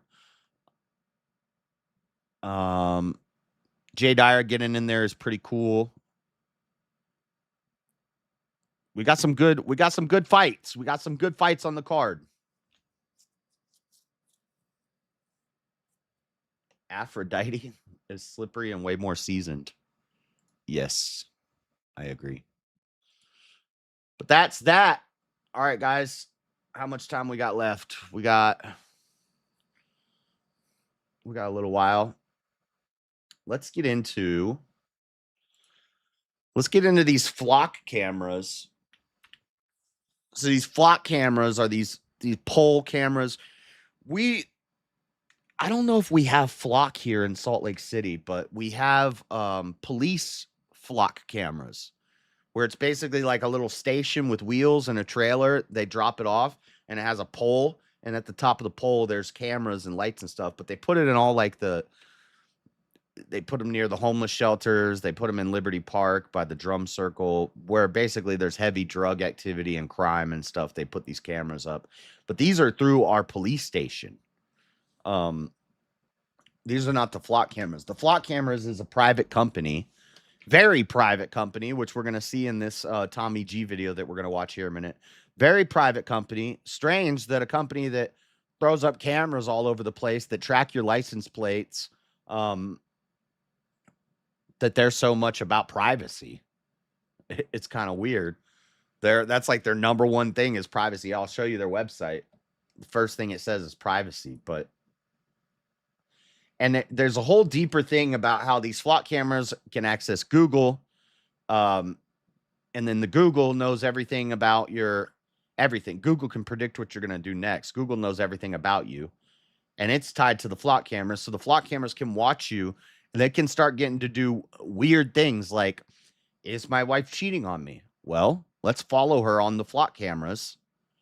Let's follow her around and see where she went. They would be able to do that sort of thing. Let me open my folder.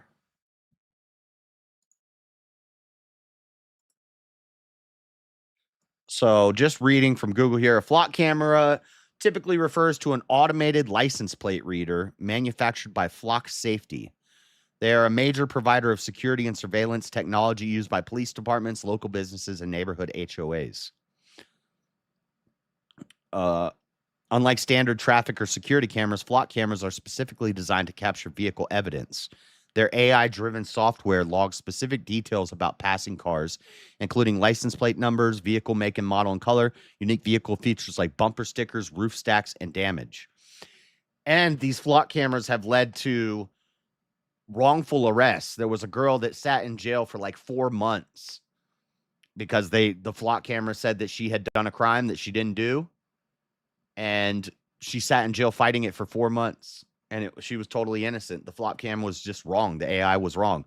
There's been problems with facial recognition software being wrong and saying that somebody is somebody else who has a warrant and it's not. And then this guy gets stuck in the police station for 10 hours trying to figure out this issue with identification because a facial recognition camera said he was somebody else and he wasn't.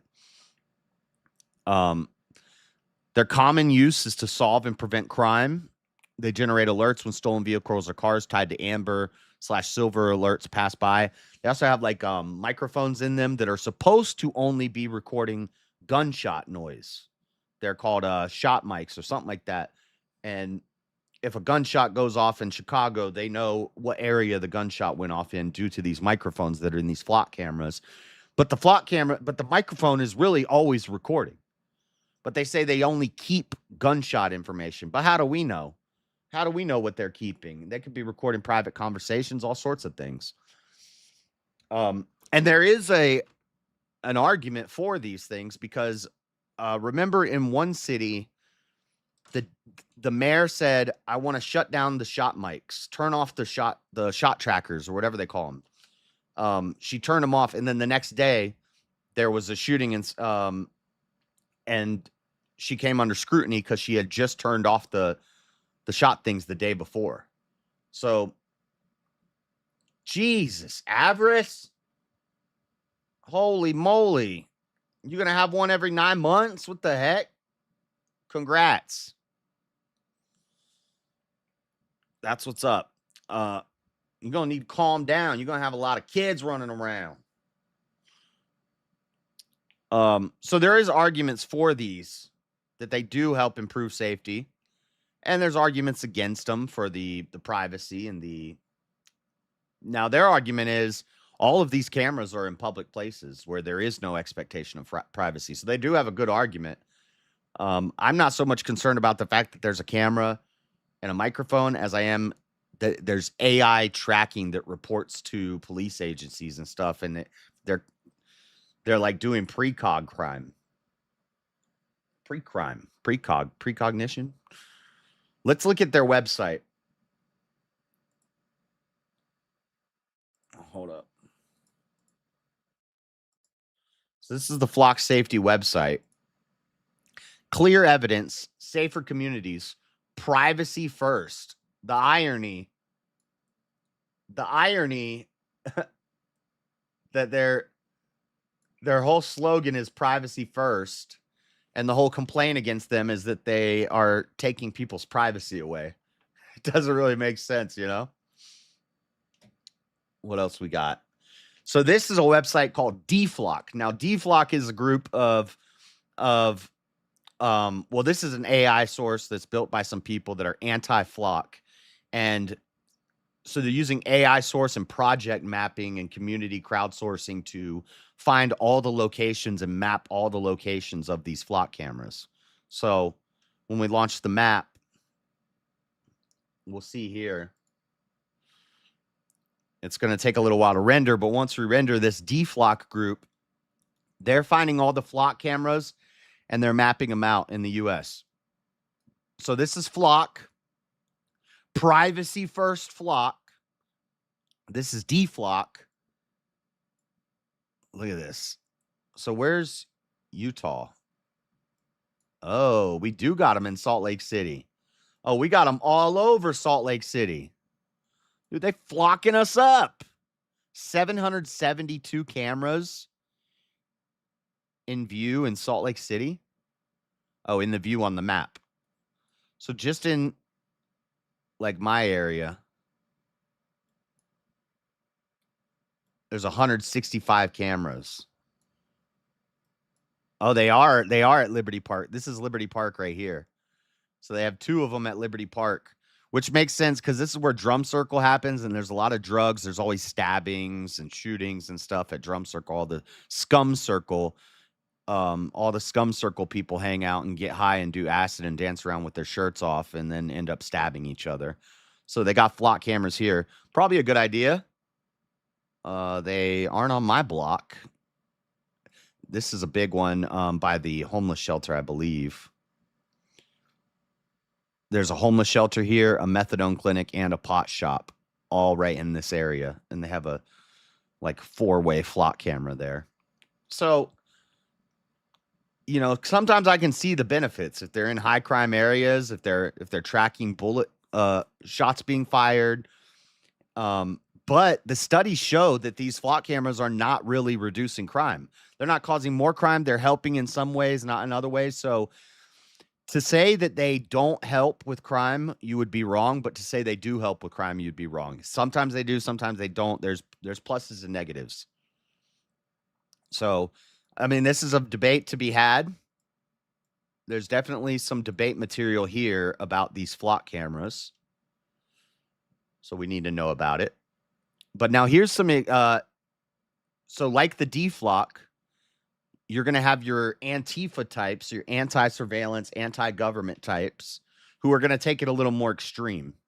So we have this man accused of destroying flock cameras go viral. Couldn't be him.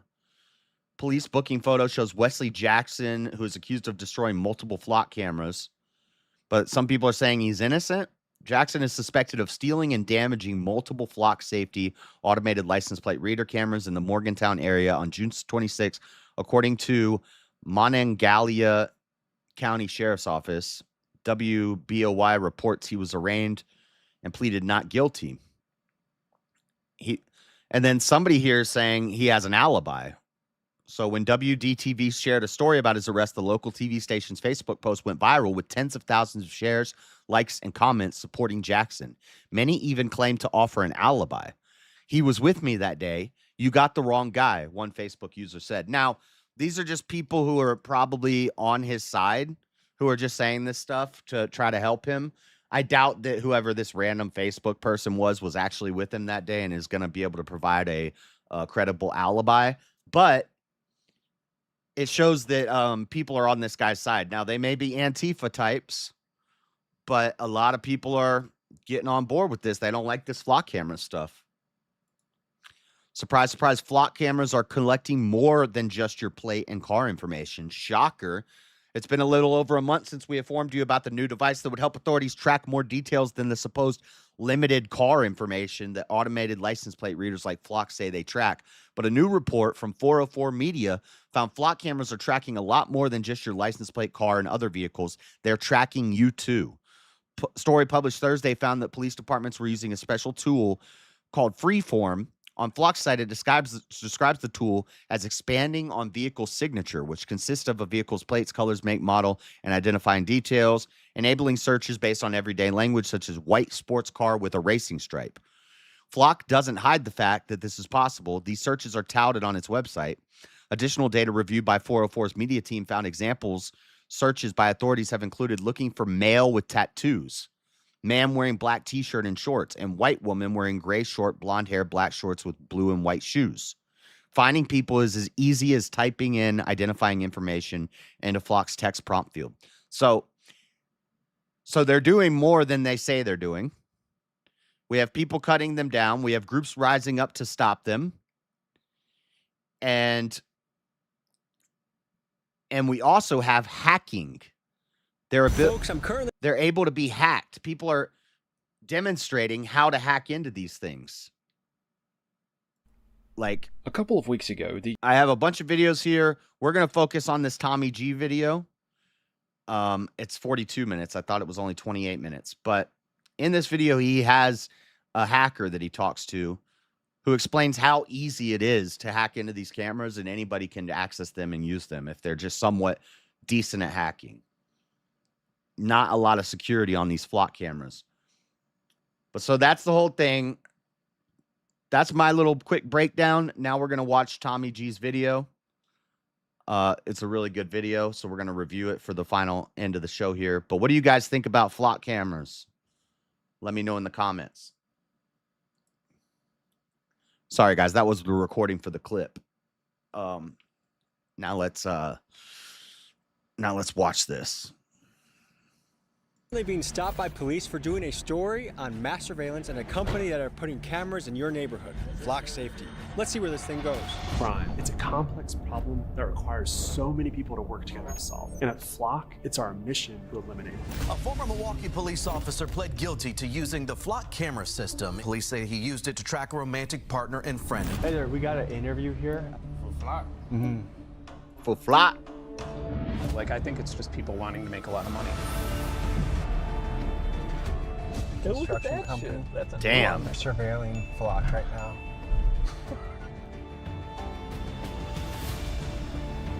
Sir, you're under surveillance. None of your business except for I'm surveilling you right now. None of your Are you with business. Flock? No, there's a construction firm I work with, CSV. 99% match. They're trying to either gain access to the site and we don't want them on site, and I don't know if they're armed or not. Investigating Flock safety. Hello, folks. I'm Boots on the Ground journalist Tommy G, and this is a Flock camera. And you may have noticed cameras like this popping up around your city. Hi, I'm Ben Jordan, a researcher and journalist. As of today, Flock Safety has installed over 100,000 cameras all over America, so chances are that Flock is in your city even if you don't know it. And today, we are teaming up to investigate Flock Safety. That's right. Today, we're going to spy on Flock employees to see how they like being under surveillance. If you go to Google or Flock's own website, the address of their corporate headquarters will lead you to an empty building. The actual address is kept private. And today we even reveal their secret drone operation, and we get boxed in by police. We're going to cover the biggest red flags to be aware of when it comes to Flock and arm you with the information you need to know about the surveillance takeover coming to a city near you.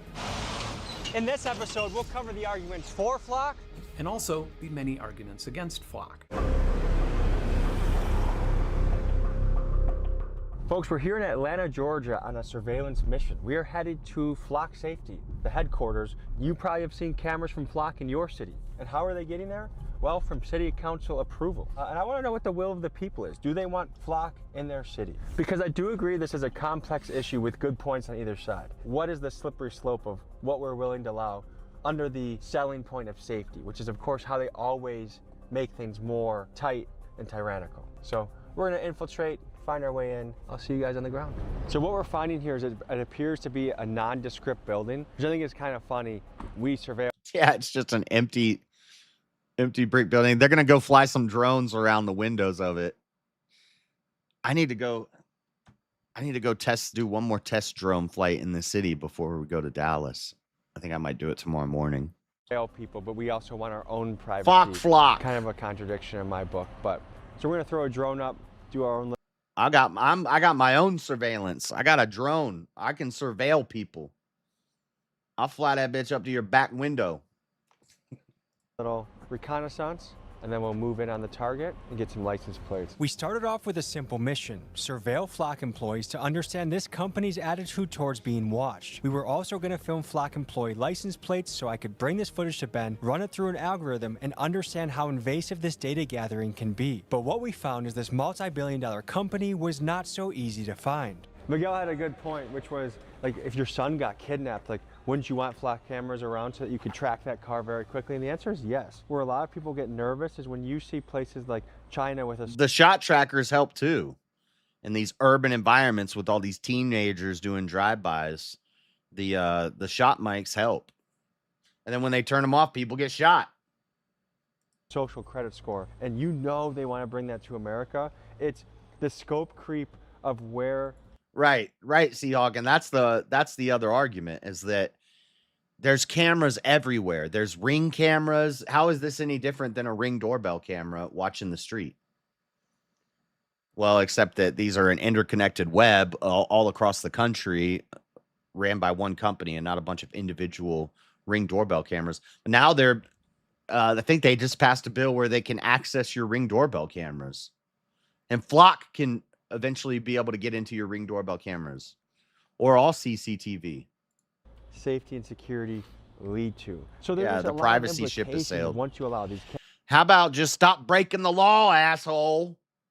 Cameras, because on surface level it's like, yeah, put the Flock cameras where all the shooters are and let's clean up our cities. But where do you draw the line? And you know that the people in power never want that line to be in our favor. To cover how Flock cameras have the potential to be abused, I have to look no further than my city of Milwaukee, where police officer Josue Ayala obsessively used Flock 180 times over a 2-month span to stalk his ex-girlfriend. And in McHenry County... That is crazy. This cop was just able to access the Flock system and track stalk his ex-girlfriend. That's crazy. See, that's not a good cop. Bad policeman. Illinois, where I grew up, the same story played out where a police chief used Flock to creep on 3 separate exes and was later charged with multiple felonies. And there are countless stories like this. For example, earlier this year in Florida, a sheriff who was working a side security job for a film set started hitting on an actress and repeatedly approached her even after she told him that she had a boyfriend. Other extras on the set noticed this and intervened, so he used the police database to find her vehicle's information and added it to the hot list so he would be notified every single time that she passed a Flock camera. He then followed her for miles and then pulled her over, telling her that he had hoped her boyfriend was with her so he could give him a hard time. He then allegedly used the police department's investigative tools to find her on Instagram and continue stalking her there. Folks, this makes me think of the famous Kanye West line. All that power. And let's be real, this is not a police problem. To me, this is just people not being able to handle this level of power problem. It's easy to say all cops are bastards when you hear stories like this, but let's be honest. Could you be trusted with this power? Think of a time in your life when you maybe thought that you were being cheated on by your partner. Do you think you'd be strong enough to resist being able to confirm if it were true? There's a very good reason that the Fourth Amendment exists, and there's a reason that up until these cameras started... But, I mean, the same question could be asked about going through your girlfriend's phone or your husband or wife's phone, looking through their text messages in their phone. Up everywhere, a cop needed to explain to an elected judge why they needed a warrant to give them the power to track someone. Flock's listed headquarters. So it appears nobody's there on their building. No. No branding. No branding. It seems like they're trying to be relatively incognito and private, which I also enjoy that. We were initially trying to just get their employees' license plates on camera. I was almost picturing a corporate headquarters you drive in, big parking lot, but because it's going to be a mixture, I guess we just have to surveil everyone for safety, which is, I mean, it's just for safety, guys. We put in Flock interview requests. For safety. We'd love to talk to their people. Garrett, we want to talk to you. We think you have some good points and we want to hear how you navigate some of these privacy concerns. We've already seen some examples of this technology going wrong. There's cases of wrongful police encounters and arrests. That's crazy. Just hovering a drone. If I take the drone down to the city and I'm just hovering in front of an office building window, people won't even notice. The thing's loud, though. If you're on the ground and it's like 20 feet above your head, you hear it. You ever be walking around and you just hear a drone flying around? I hear them all the time. Go to Flock's website is the words clear evidence and safer communities. And privacy let's talk about first. Times where the evidence wasn't clear and it didn't make people safe. Look no further than California, where a man spent almost a month in jail after he was mistakenly tied to a carjacking, even though he was 5 miles away. Or this man in the Carolinas who was held at gunpoint after an incorrect flock. I don't think they have the one in here where the woman did like 4 months in jail. Hit falsely labeled his car stolen. Or this woman who at her own house, police harassed and accused of being a thief, even though she was innocent. And the list goes on. Folks, this is something you're going to pay for on both sides. You'll pay on the front end when your city council votes against your wishes to install these cameras all over your city, and you'll pay for it on the back end when officers are using clear evidence to brutalize somebody, and you, the taxpayer, for some reason has to pay a multi-million-dollar lawsuit, not the police. And so it seems to me this is a very expensive problem that almost none of us want. It's not like we get together and vote and say we want this, we own this decision, we feel good about it. It's a few members of city council that approve it and put it in, just like the data centers. And it's like, we'll see what the numbers are. I just put out a poll on my YouTube page. Let's see what the poll is. So just 27 minutes in, we have 1,100 votes, 94% no. And don't forget, vice presidents of such companies 35,000 votes. By the end, he had 35,000 votes, and 93% said no.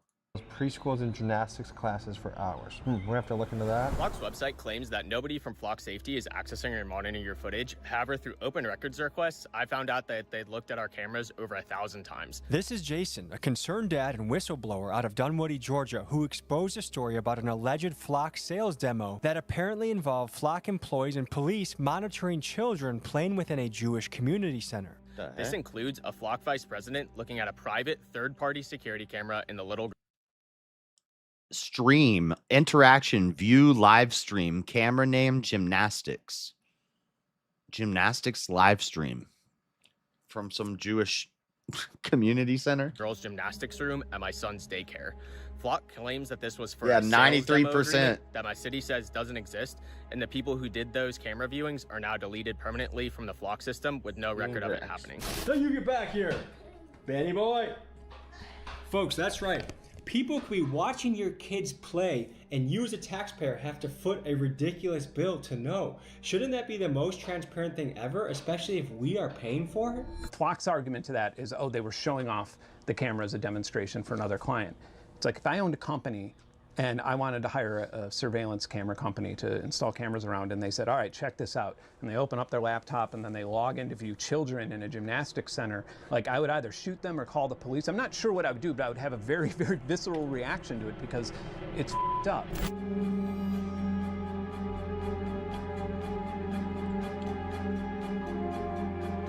They're not even listed in the offices. Not listed in the specialty. Okay, so let's just try and see if we can get in and find our way in. Another one of these empty storefronts. Good. I'm looking for some help. I'm trying to find the Flock Safety office for an interview. In Flock Safety? They moved out? Okay. But I'll show you their space. Security guard is still in there. So you can come in. Okay. How long ago did they move? They still own this space. Okay. They just moved to Buckhead. See 106. Okay. So it's totally empty right now. Yeah, there's no people in there. But the security guard. What is this person wearing? Like a robe? He can direct you. I mean, if you had an interview with someone, I'm sure. Okay. He's aware of it. Okay. They take security very seriously. Let me call Ben Jordan. Hello? Hey, so we're downtown, and apparently they just moved out of their location, and they're heading to they're moving their office to a place in Buckhead. Ooh, okay, interesting. Do you know how to track down that address? No, that's the first I'm hearing of it. I mean, I'll do some searching around, but I assume you're doing the same. Yeah, I assume there would be like a news story about it or something, just because it's a pretty big. So it must have just happened. But let's see, because they have their empty shell of an office, and property management is helping us out a little bit. So we're just going to say that we have an interview here. Let's see what they say. Hey, how you doing? Hey there, we got an interview here. I know they just moved. For Flock? Mm-hmm. Who you have an interview with? We're the news. You know, so who you have an interview with? Garrett, ideally, but if there's another representative. You said Garrett? Garrett is the CEO? Or Mm-hmm. You come on. Yeah, we're trying to get an interview today, yeah. Oh, no, yeah, but there's nobody here. At all. Dang, so they sent us to the wrong spot. How long ago did they move? Like 3 weeks ago?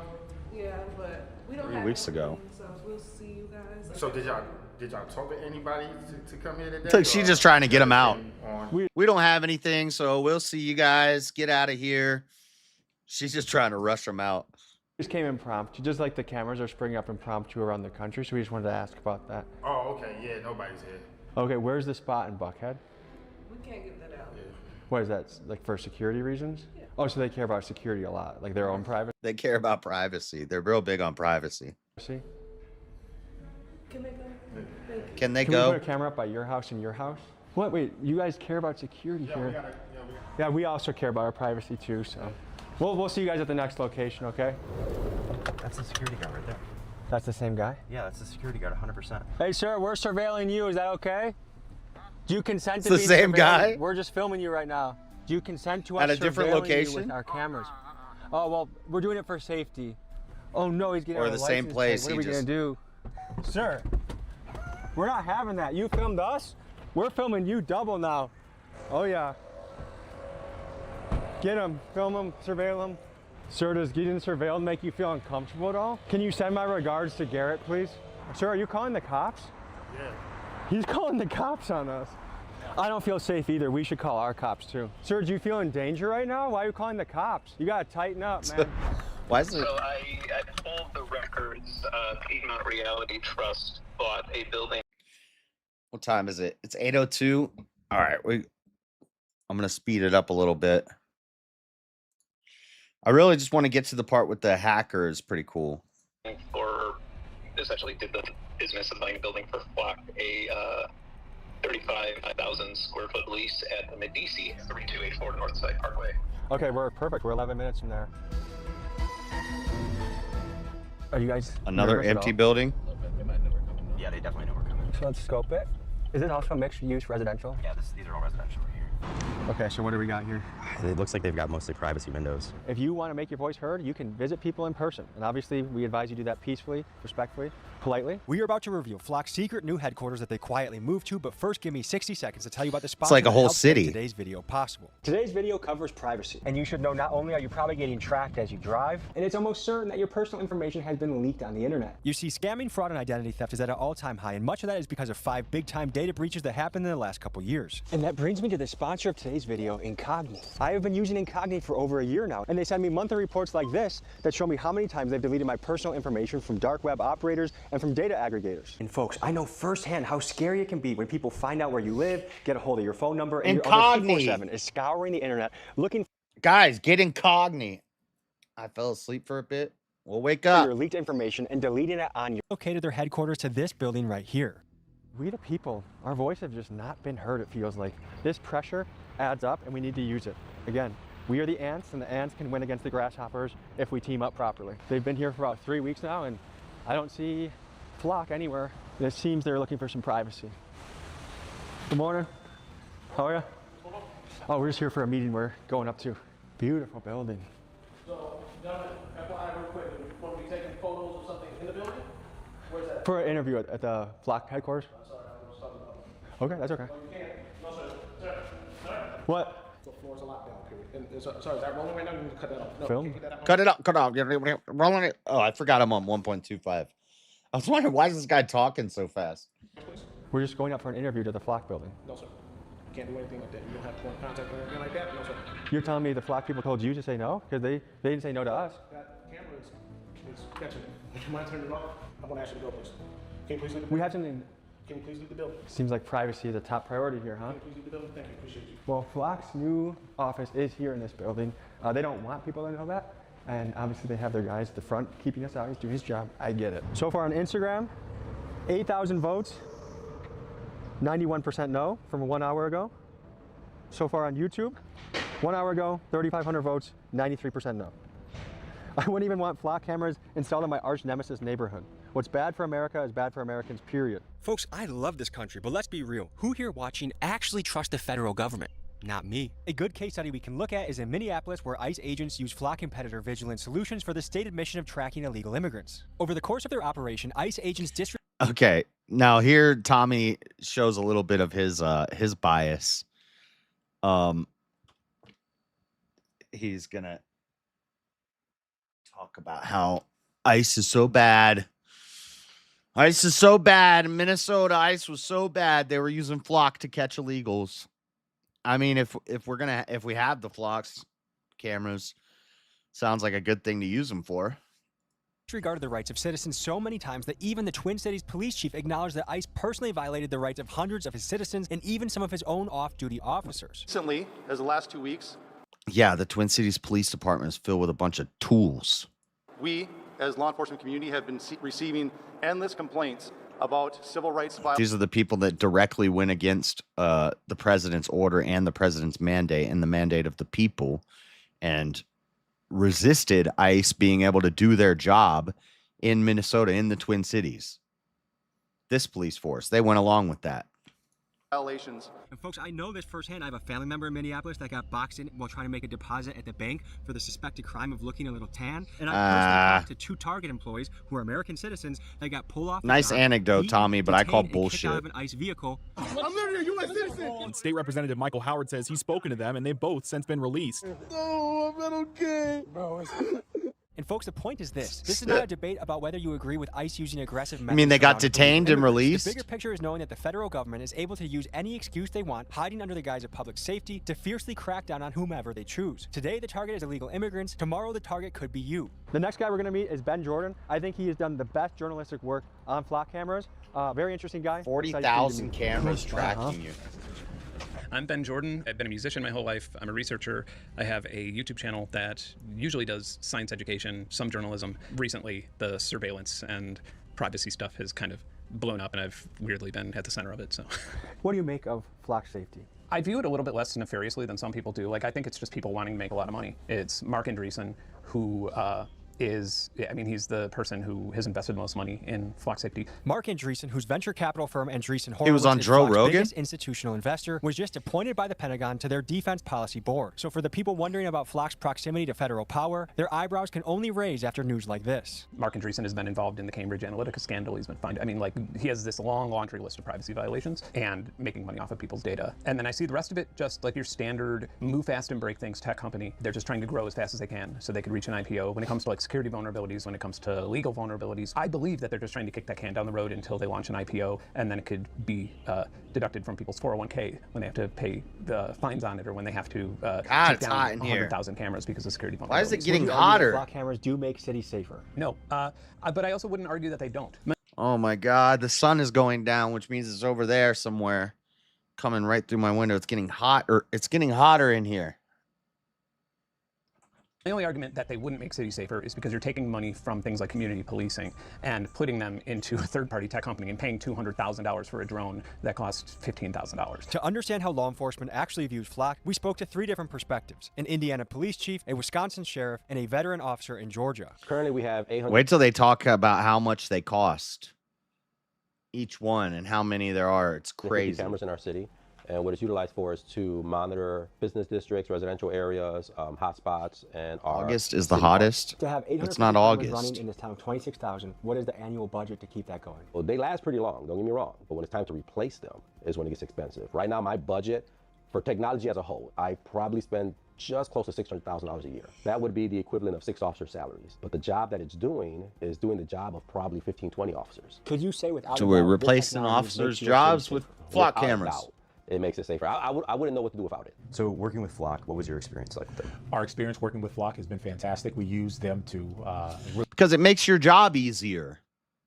really help and provide us a lot of coverage in the rural parts of Dane Of course, County. cops like it. We are responsible for about 1,000 square miles of patrol area, including 41 square miles of waterways here in Dane County out of the 1,200. So the use of the technology was fantastic because it allowed us to be in places that we couldn't be. So overall, they helped us solve numerous crimes, including homicides, but also they helped us find individuals that were missing. So it played a significant role in allowing us to keep and maintain the peace in the rural parts of our community, which is typically very different than in the urban parts of a county. It did not gather any sort of driver information, race, gender, or anything to that extent. Bull crap. Let's say if you have a missing person and they're like an elderly person with dementia and they're in danger of dying because they're dehydrated and they're driving around not knowing that they're fucking dehydrated, then it can help for stuff like that. Or if someone kidnaps a child. Is this the hacker kit? This kid So what are we looking at here? bought one on eBay. This is just one of the flock cameras. Did I ask you how you got your hands on that, or is that classified? eBay. eBay? Yep. Okay. And tell me what goes through your mind when you look at this piece of technology. I get kind of frustrated because they're very expensive and it costs tax money, and just the fact that it's tracking everyone everywhere you go, regardless of if you're on a list of like wanted people. So you have to be in a funnel for most license plate readers, but for Flock, it's everyone. Yes, and it's nationally shared across like pretty much every police department. And another thing to add on to what he was saying is there's something called Flock Nova, which uses something called OSINT, or Open Source Intelligence, which is your Strava bike rides, your searches that are public, your Google. This Strava bike ride is like green bike, like the bikes and the scooters, the lifts and the birds. So every time you ride a bird scooter or a lift scooter, it's interacting with Google and the Flock network, so they know every Uber ride you take, every Lyft ride you take, every scooter ride you take, green bikes, whatever, all those things.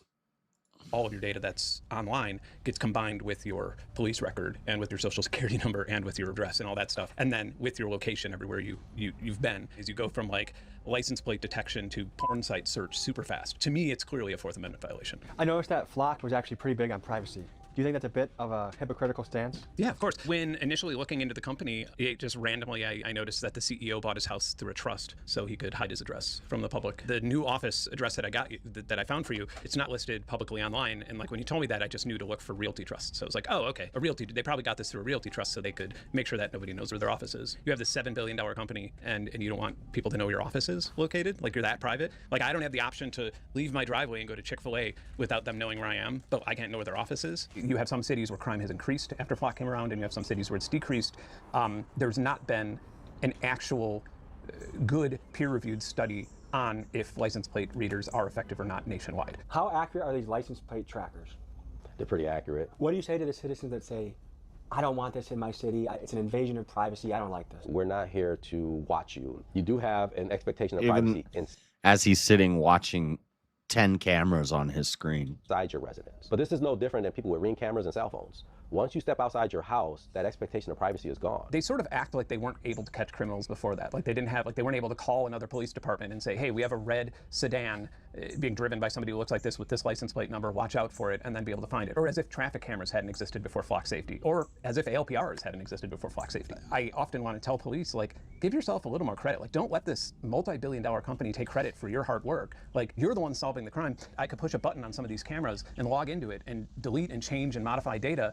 They can't be used in court because of that, because nobody can prove that they're secure. I hate surveillance cameras. I don't like I just don't like them in general, and I have them all. That's interesting. So Flock cameras can't be used in court over this property because the cops have showed up here and because we have private investigators. And it sucks that I have to invest in this stuff that I hate so I can at least have my own side of the story in case a cop comes here and says that I assaulted them or something. Probably because the CEO of this company is telling people that I'm a violent, lawless activist. And then unfortunately there's terroristic organizations like DFlock, whose primary motivation is... Yeah, July is hotter than August.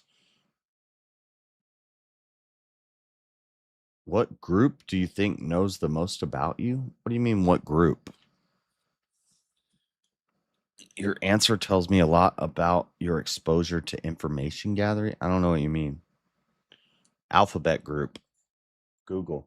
Chaos. They are closer to Antifa than they are anything else. And that, I think, is unfortunate because we don't want chaos, or I don't want chaos. I like law and order. And so it's like the whole thing is just a huge infringement on people's rights. I mean, when I first got my hands on one of these, I was amazed by how shitty they were. It saves data every time it detects motion, and then it has both a Wi-Fi and an LTE radio inside, and then it uploads images and data from what it detects. This costs $3,500 a year. Each camera that's up is $3,500. $3,500 for this. Yeah, I mean, this is the cheapest one. This is Google. the cheapest one you could have. Yeah, so if you have like 10 in your city, that's $35,000 a year. Google has the most data on all of us. Google, something like 23% of all internet traffic goes through Google. Google is the largest data collection group of anybody, Alphabet group.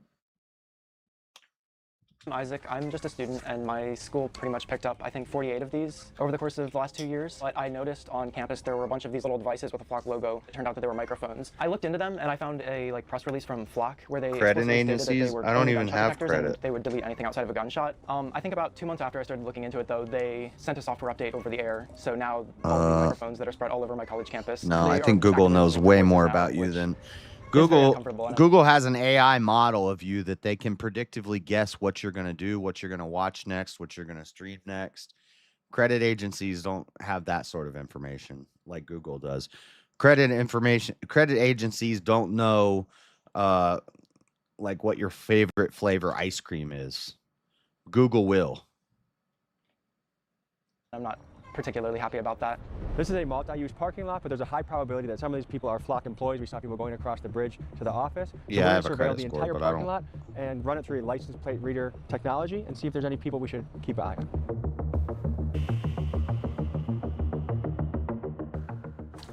And so what can we use these license plates? Like, can we track people? Can we know where they live? So there's this Park Mobile, if you're familiar with it, if you've ever used it. Google knows what your eye is drawn to on a screen and for how long. Google knows what type of woman I find attractive because it's tracking my eyes when I look at my phone. And if I'm scrolling through something and I stop and look at one girl for a little longer and one girl for a little less, Google can eventually build a model that shows my ideal woman based on how much time I spend looking at certain pictures compared to other pictures. Park Mobile had like a massive data breach, and all the license plates were pinned to everybody's like credit card information. And so you could actually just like take this data, which from this program I made, you could just like download a CSV if you wanted to. You could take this data and then run it past the Park Mobile data breach and see who all these people are, where they live, what their credit card number is. It feels pretty invasive. Generally, the reason I even make this stuff is to show people what a black hat hacker could do. Oh, hold on. That was the part I was... Generally, the reason I even make this stuff is to show people what a black hat hacker could do. So the viewer understands we're gonna go about a 2-mile loop from your house. Yeah, we'll go like maybe 3 miles total. In this one, clearly, you can just walk up to it and press the button if you wanted to. The laws that require that mailbox to be put in concrete, or like that stop sign to have so much, you have to go down in the ground so much, and there's usually concrete or gravel under there. And this thing, they just plop into the ground without paying any attention to the roadside safety. Okay, so this is the first one close to your house. Now the journey continues. God, it's like right in his front yard. That's crazy. After seeing over a dozen cameras within a short distance from Ben's house, it became clear he couldn't even go get gas or take a shit without being surveilled. After realizing this uncomfortable reality, we next went to uncover Flock's secret drone facility, where we soon discovered something strange. Whoa. Yeah, I guess this is the drone facility. Again, no company logo. This looks like an Amazon distribution center. Yeah, okay, yeah. I'm pretty sure this isn't a construction company that we're at. I'm pretty sure this is a fucking... This is all like shadow names, or? Yeah, OES equipment. I mean, as far as I know, we're on public property right now, so... This is the most heavily guarded construction company. Shit. That's a new one. That's must be a prototype. We're surveilling Flock right now.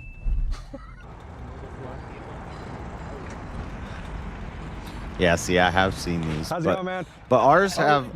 See, I didn't think anything suspicious. I've seen these things going up for like years now, but not the black ones with the solar... Well, they do have solar panels on top. But the ones that are around me are not these black ones. They're like it's like the one that guy was just pulling on that trailer, but they're white and they have the police emblem on them. So I don't know if they're through Flock or if it's a different if it's just through law enforcement. We just brought our own Flock camera to the situation. Are you a Flock guy? Okay. Wow, you got some cool cameras over here too. Oh, it's okay. I'm just gonna get your license plate if that's all right. You're under surveillance, sir. Sir? Sir, you're under surveillance. You okay? Oh yeah, we're just surveilling the scene. For what? Just for safety reasons. What are you doing running around in the street? None of your business except for I'm surveilling you right now. It's not very safe to run. There's None of your business except I'm surveilling you right now.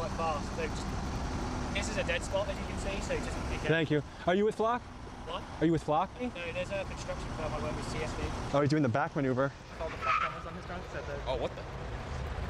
This man, James Boyce, is a former British Army veteran and a current Flock supply chain manager. Not only did he lie about working for Flock, which I'm guessing is probably He normal used at this facial company, but he recognition also to figure out who he is and that he does work for Flock. He just lied to him. implied to Georgia law enforcement that I could have been armed, and we'll soon see if that puts my life in danger. They're a very secretive company for a company that doesn't want your secrecy to be preserved. Nondescript building, no signage. We'll track some of these license plates to make sure there's nothing nefarious happening around here. He's just holding a flock camera in his hand. It's probably not even recording. And if they're against that, then they're a left-wing activist. I'm trying to talk to Flock. You guys gotta go. This is private property. You're not allowed here. I'm sorry. If that's one of ours, we'll take it back. No. We got it from eBay. Oh, okay. Well, We were trying to talk to Flock, guys. I can't help you there. Okay, well, you're under surveillance right now. I just hope you know. It's for safety reasons. You're being watched. It's kind of nuts, isn't it? Have a good day, sir. So it appears this entire building is under kind You're of a being front watched company everywhere you within go. Flock. And I would guess a lot of their company is structured like that. It's umbrella companies, LLC, C Corps that own this, that are connected to that. And it's clever arrangement, and they're well within their right to do that. But again, it speaks to the hypocrisy of the whole story of they want to be private. It appears this entire company is under their construction organization. They have some umbrellas going on, some LLCs, some maneuvering. Yeah. The corporate structure. You don't want to be like open with the public. You want privacy. Because the truth should not be afraid to speak. Anytime there's an element of hiding, it makes you wonder why. And it's a classic example of do as I say, not as I do. Yeah. So there is like a good argument to this. Like if you get a job at Flock Safety for whatever Same here, reason, like, but there's now a pretty they big don't chance that you got only that have job the spinning because you camera work on the for a roof. police They have department, because cameras you work placed for all city around the council, car, too. And now, you know, you may have some conflict of interest in taking this job. Nobody takes this job without knowing what the company does, without knowing how controversial it is. Bloody hell, James called the cops on us, and here's what he said. Hi, good morning, Mum. Good morning, Mom. This is the guy that says that he's got a gun. We've had some incidences today. I work for a company called Flock Safety, this is our main distribution centre, and we've had a string of like YouTubing stringers or stalkers or whatever you want to call it. They've gone to our headquarter office and other facilities, and now they've turned up here. They're trying to either gain access to the site, and we don't want them on site, and they've been driving around the perimeter, basically harassing everyone who works here, and I don't know if they're armed or not. Okay. So you're in Rocky, okay? Okay, thank you. We got police.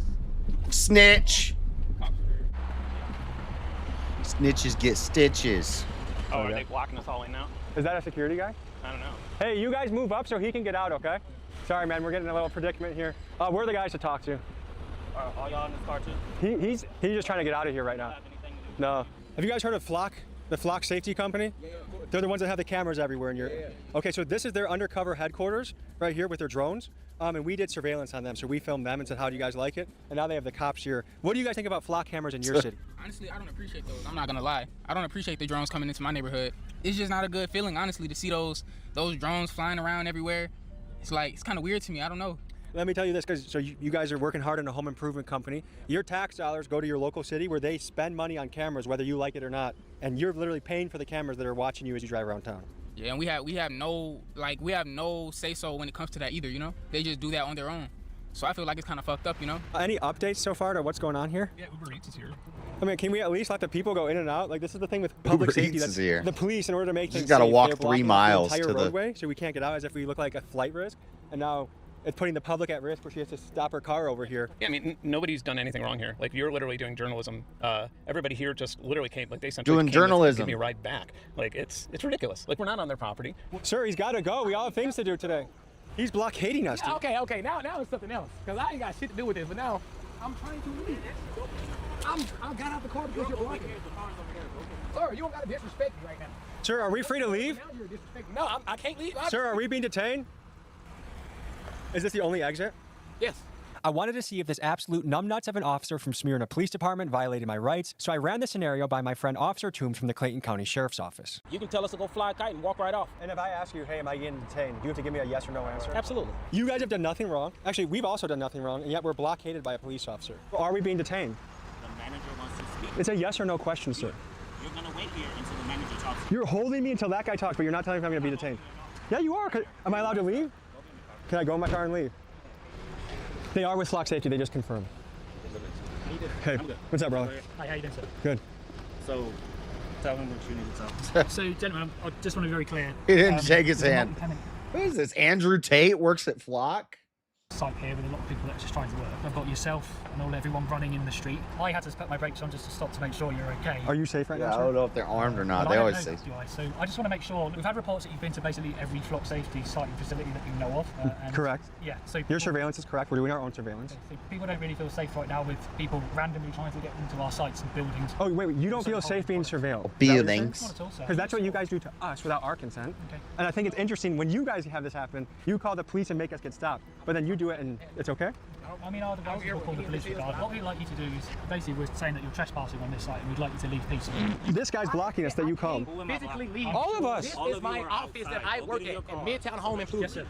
Are you going to let us Can leave? I not physically leave my place of employment? Officer Smith. I'm speaking because I have something to say, sir, and you are blocking me.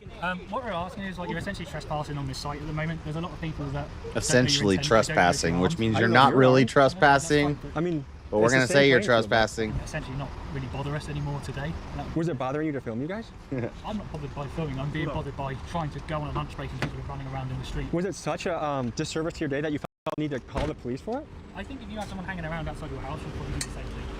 This is a business that happens to put cameras around the nation, and some people don't like it, and we want to do our due diligence. By the way, we have put in a request to your press team to actually speak to you face to face and have a fair interview, and we haven't gotten back to that, so we did our own digging ourselves. Go through those channels. I'm pretty sure Flock will obviously talk to you about what they need to, and hopefully clear up anything they do. After Flock called the police and had us detained, I immediately filed a public records request for the police reports and body cam footage. In Georgia, by law, a city or police department has 3 days to respond to a FOIA request. I didn't even get an acknowledgement response for 10 days. 10 days and no response. Confirming the request on their own portal, and a week later they rejected it, claiming that it was canceled due to no response. So I want the citizens of Smyrna, Georgia to understand that if this nonsense continues, then their property taxes will be paying my legal fees and any fines when I sue the city for the records that they're obligated by law to provide me. Folks, it was important to me to try and get Flock involved in this story. Ben tried reaching out to them about their security flaws. I tried reaching out to their PR team, and here's how that conversation went. When you were there last week, what was your goal? To try to This talk part's to good. someone at Flock, or just to get This is their PR girl.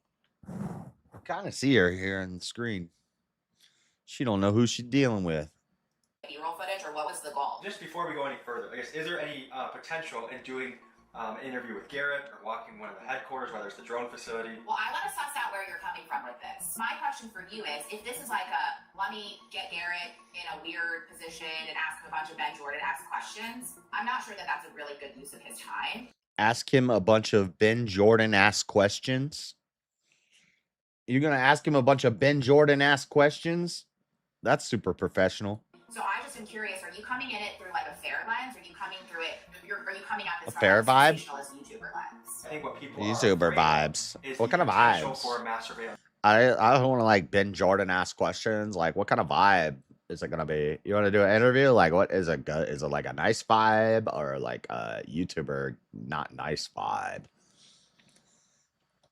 State, once it's in place and the scope keeps creeping, or a national emergency comes in, then all of a sudden the rules change, and something that's we were told came into our communities for one reason is now used for a much more draconian reason. And I think that's the other thing that people would be afraid of. Logistically, how would this work?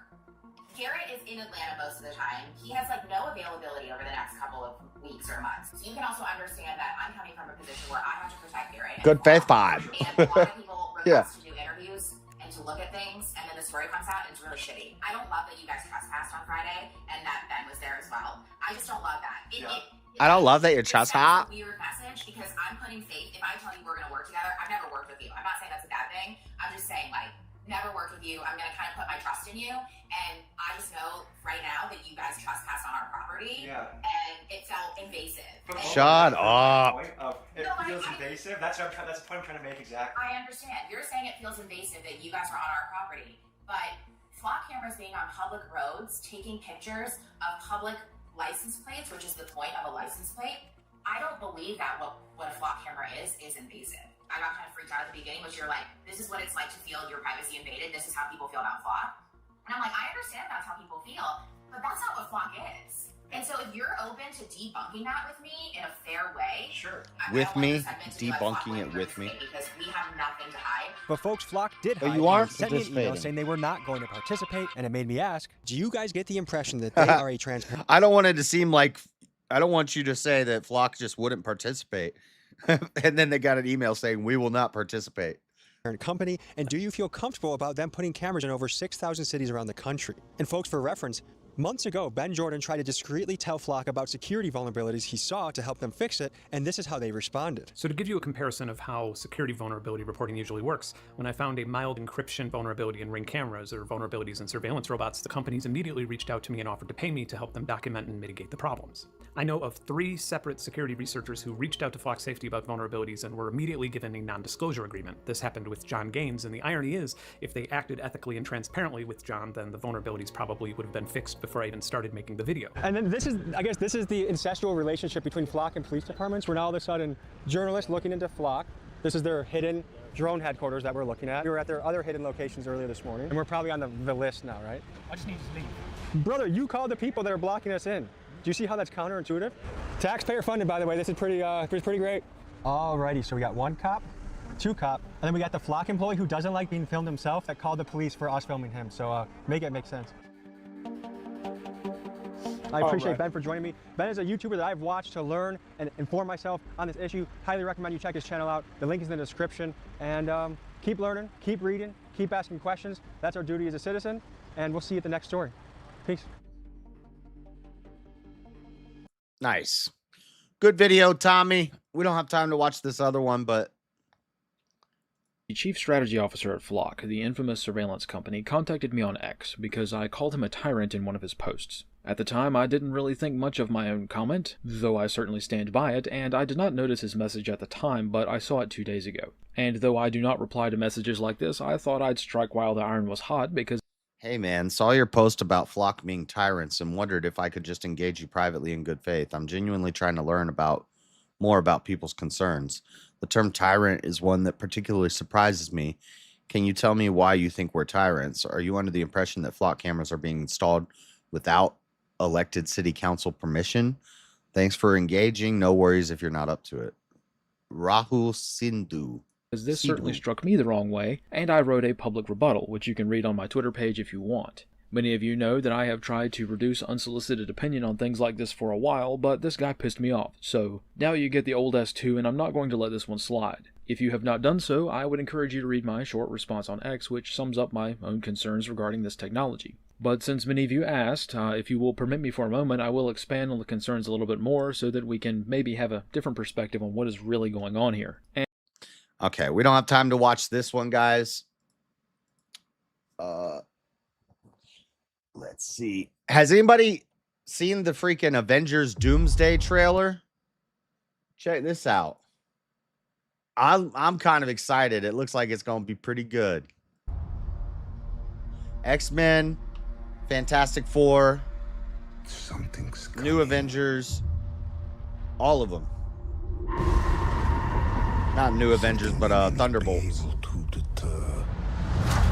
Before this day is done. That's Xavier. The X-Men are finally joining in the Marvel Cinema Universe. Fox and Sony, all storylines are open. We're in the multiverse now.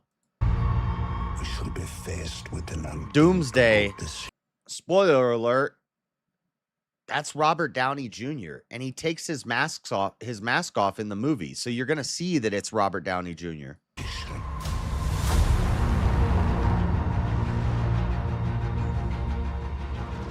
The best part is the very last end of this. I've fought with many warriors in my time. No, I have not seen the Evil Dead. Latest Evil Dead. Give me Blade. They promised me Blade in 2019. I know. What's up with Blade? We got Ant-Man. We got the new Black Captain America, Bucky, Winter Soldier action. Then all of us Fantastic Four. And they died. I think that was Kang. Died facing enemies and threats. Of course, the new Black Panther is Lady. That scared me far less than this one.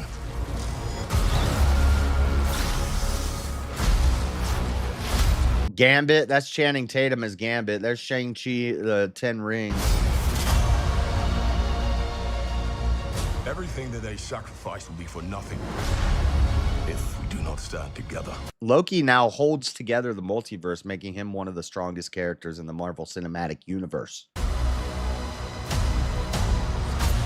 I have not seen the new Fantastic Four either. Mystique. I presume nothing except this. A double Black Widow fight. Black Widow versus Black Widow. I'm down for that. If you return, you will return as brothers and sisters.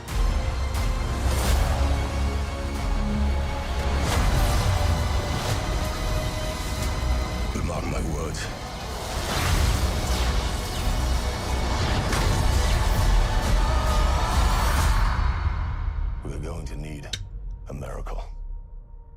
He did the freaking 2-finger stop on that dang thorax.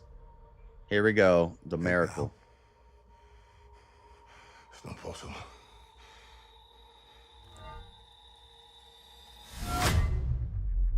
Captain America's back.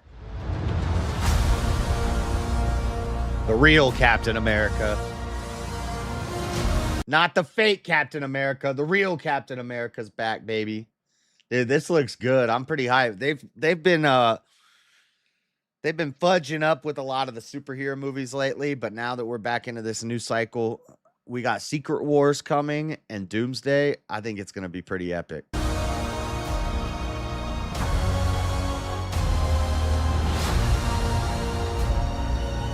I don't know what see it in Infinity Vision. I don't know what that is, but I want to see it.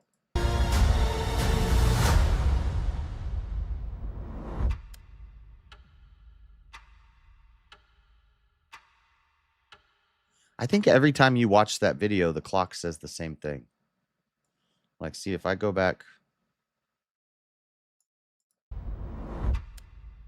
4:27, 16, 59, 58.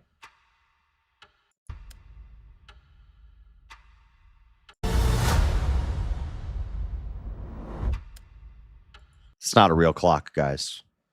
Ignore that clock because it said the same thing when I watched this yesterday. Probably fancy word for IMAX 3D. I don't know, but it looks pretty good. Doomsday looks pretty good. It is weird that they're having Robert Downey Jr. as Doomsday. And in the movie, he takes his mask off, which means you see his face. So are we just going to pretend like that's not Tony Stark's identical twin? Anyway, that's all I got for you guys tonight. Let's see. Is anybody else streaming right now?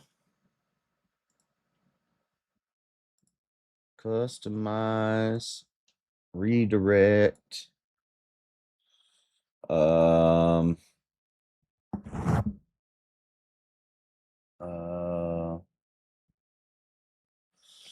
Brainbender's banter. Buff. I guess we'll go to Brainbender's banter. I just don't know if I sent you to the right one, though, because she's got two. She's got the vertical one. Oh,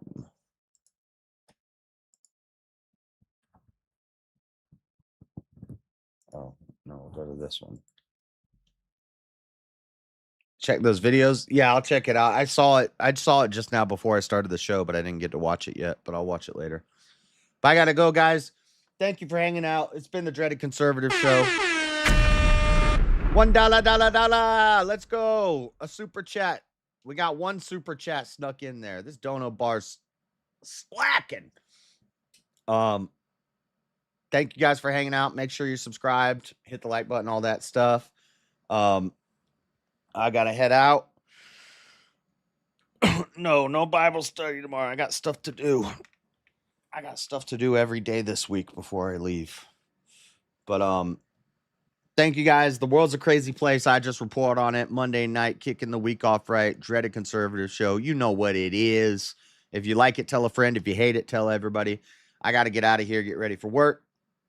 God bless. We're going to go to Brainbender's banter trivia night or whatever BBB's doing over there. God bless.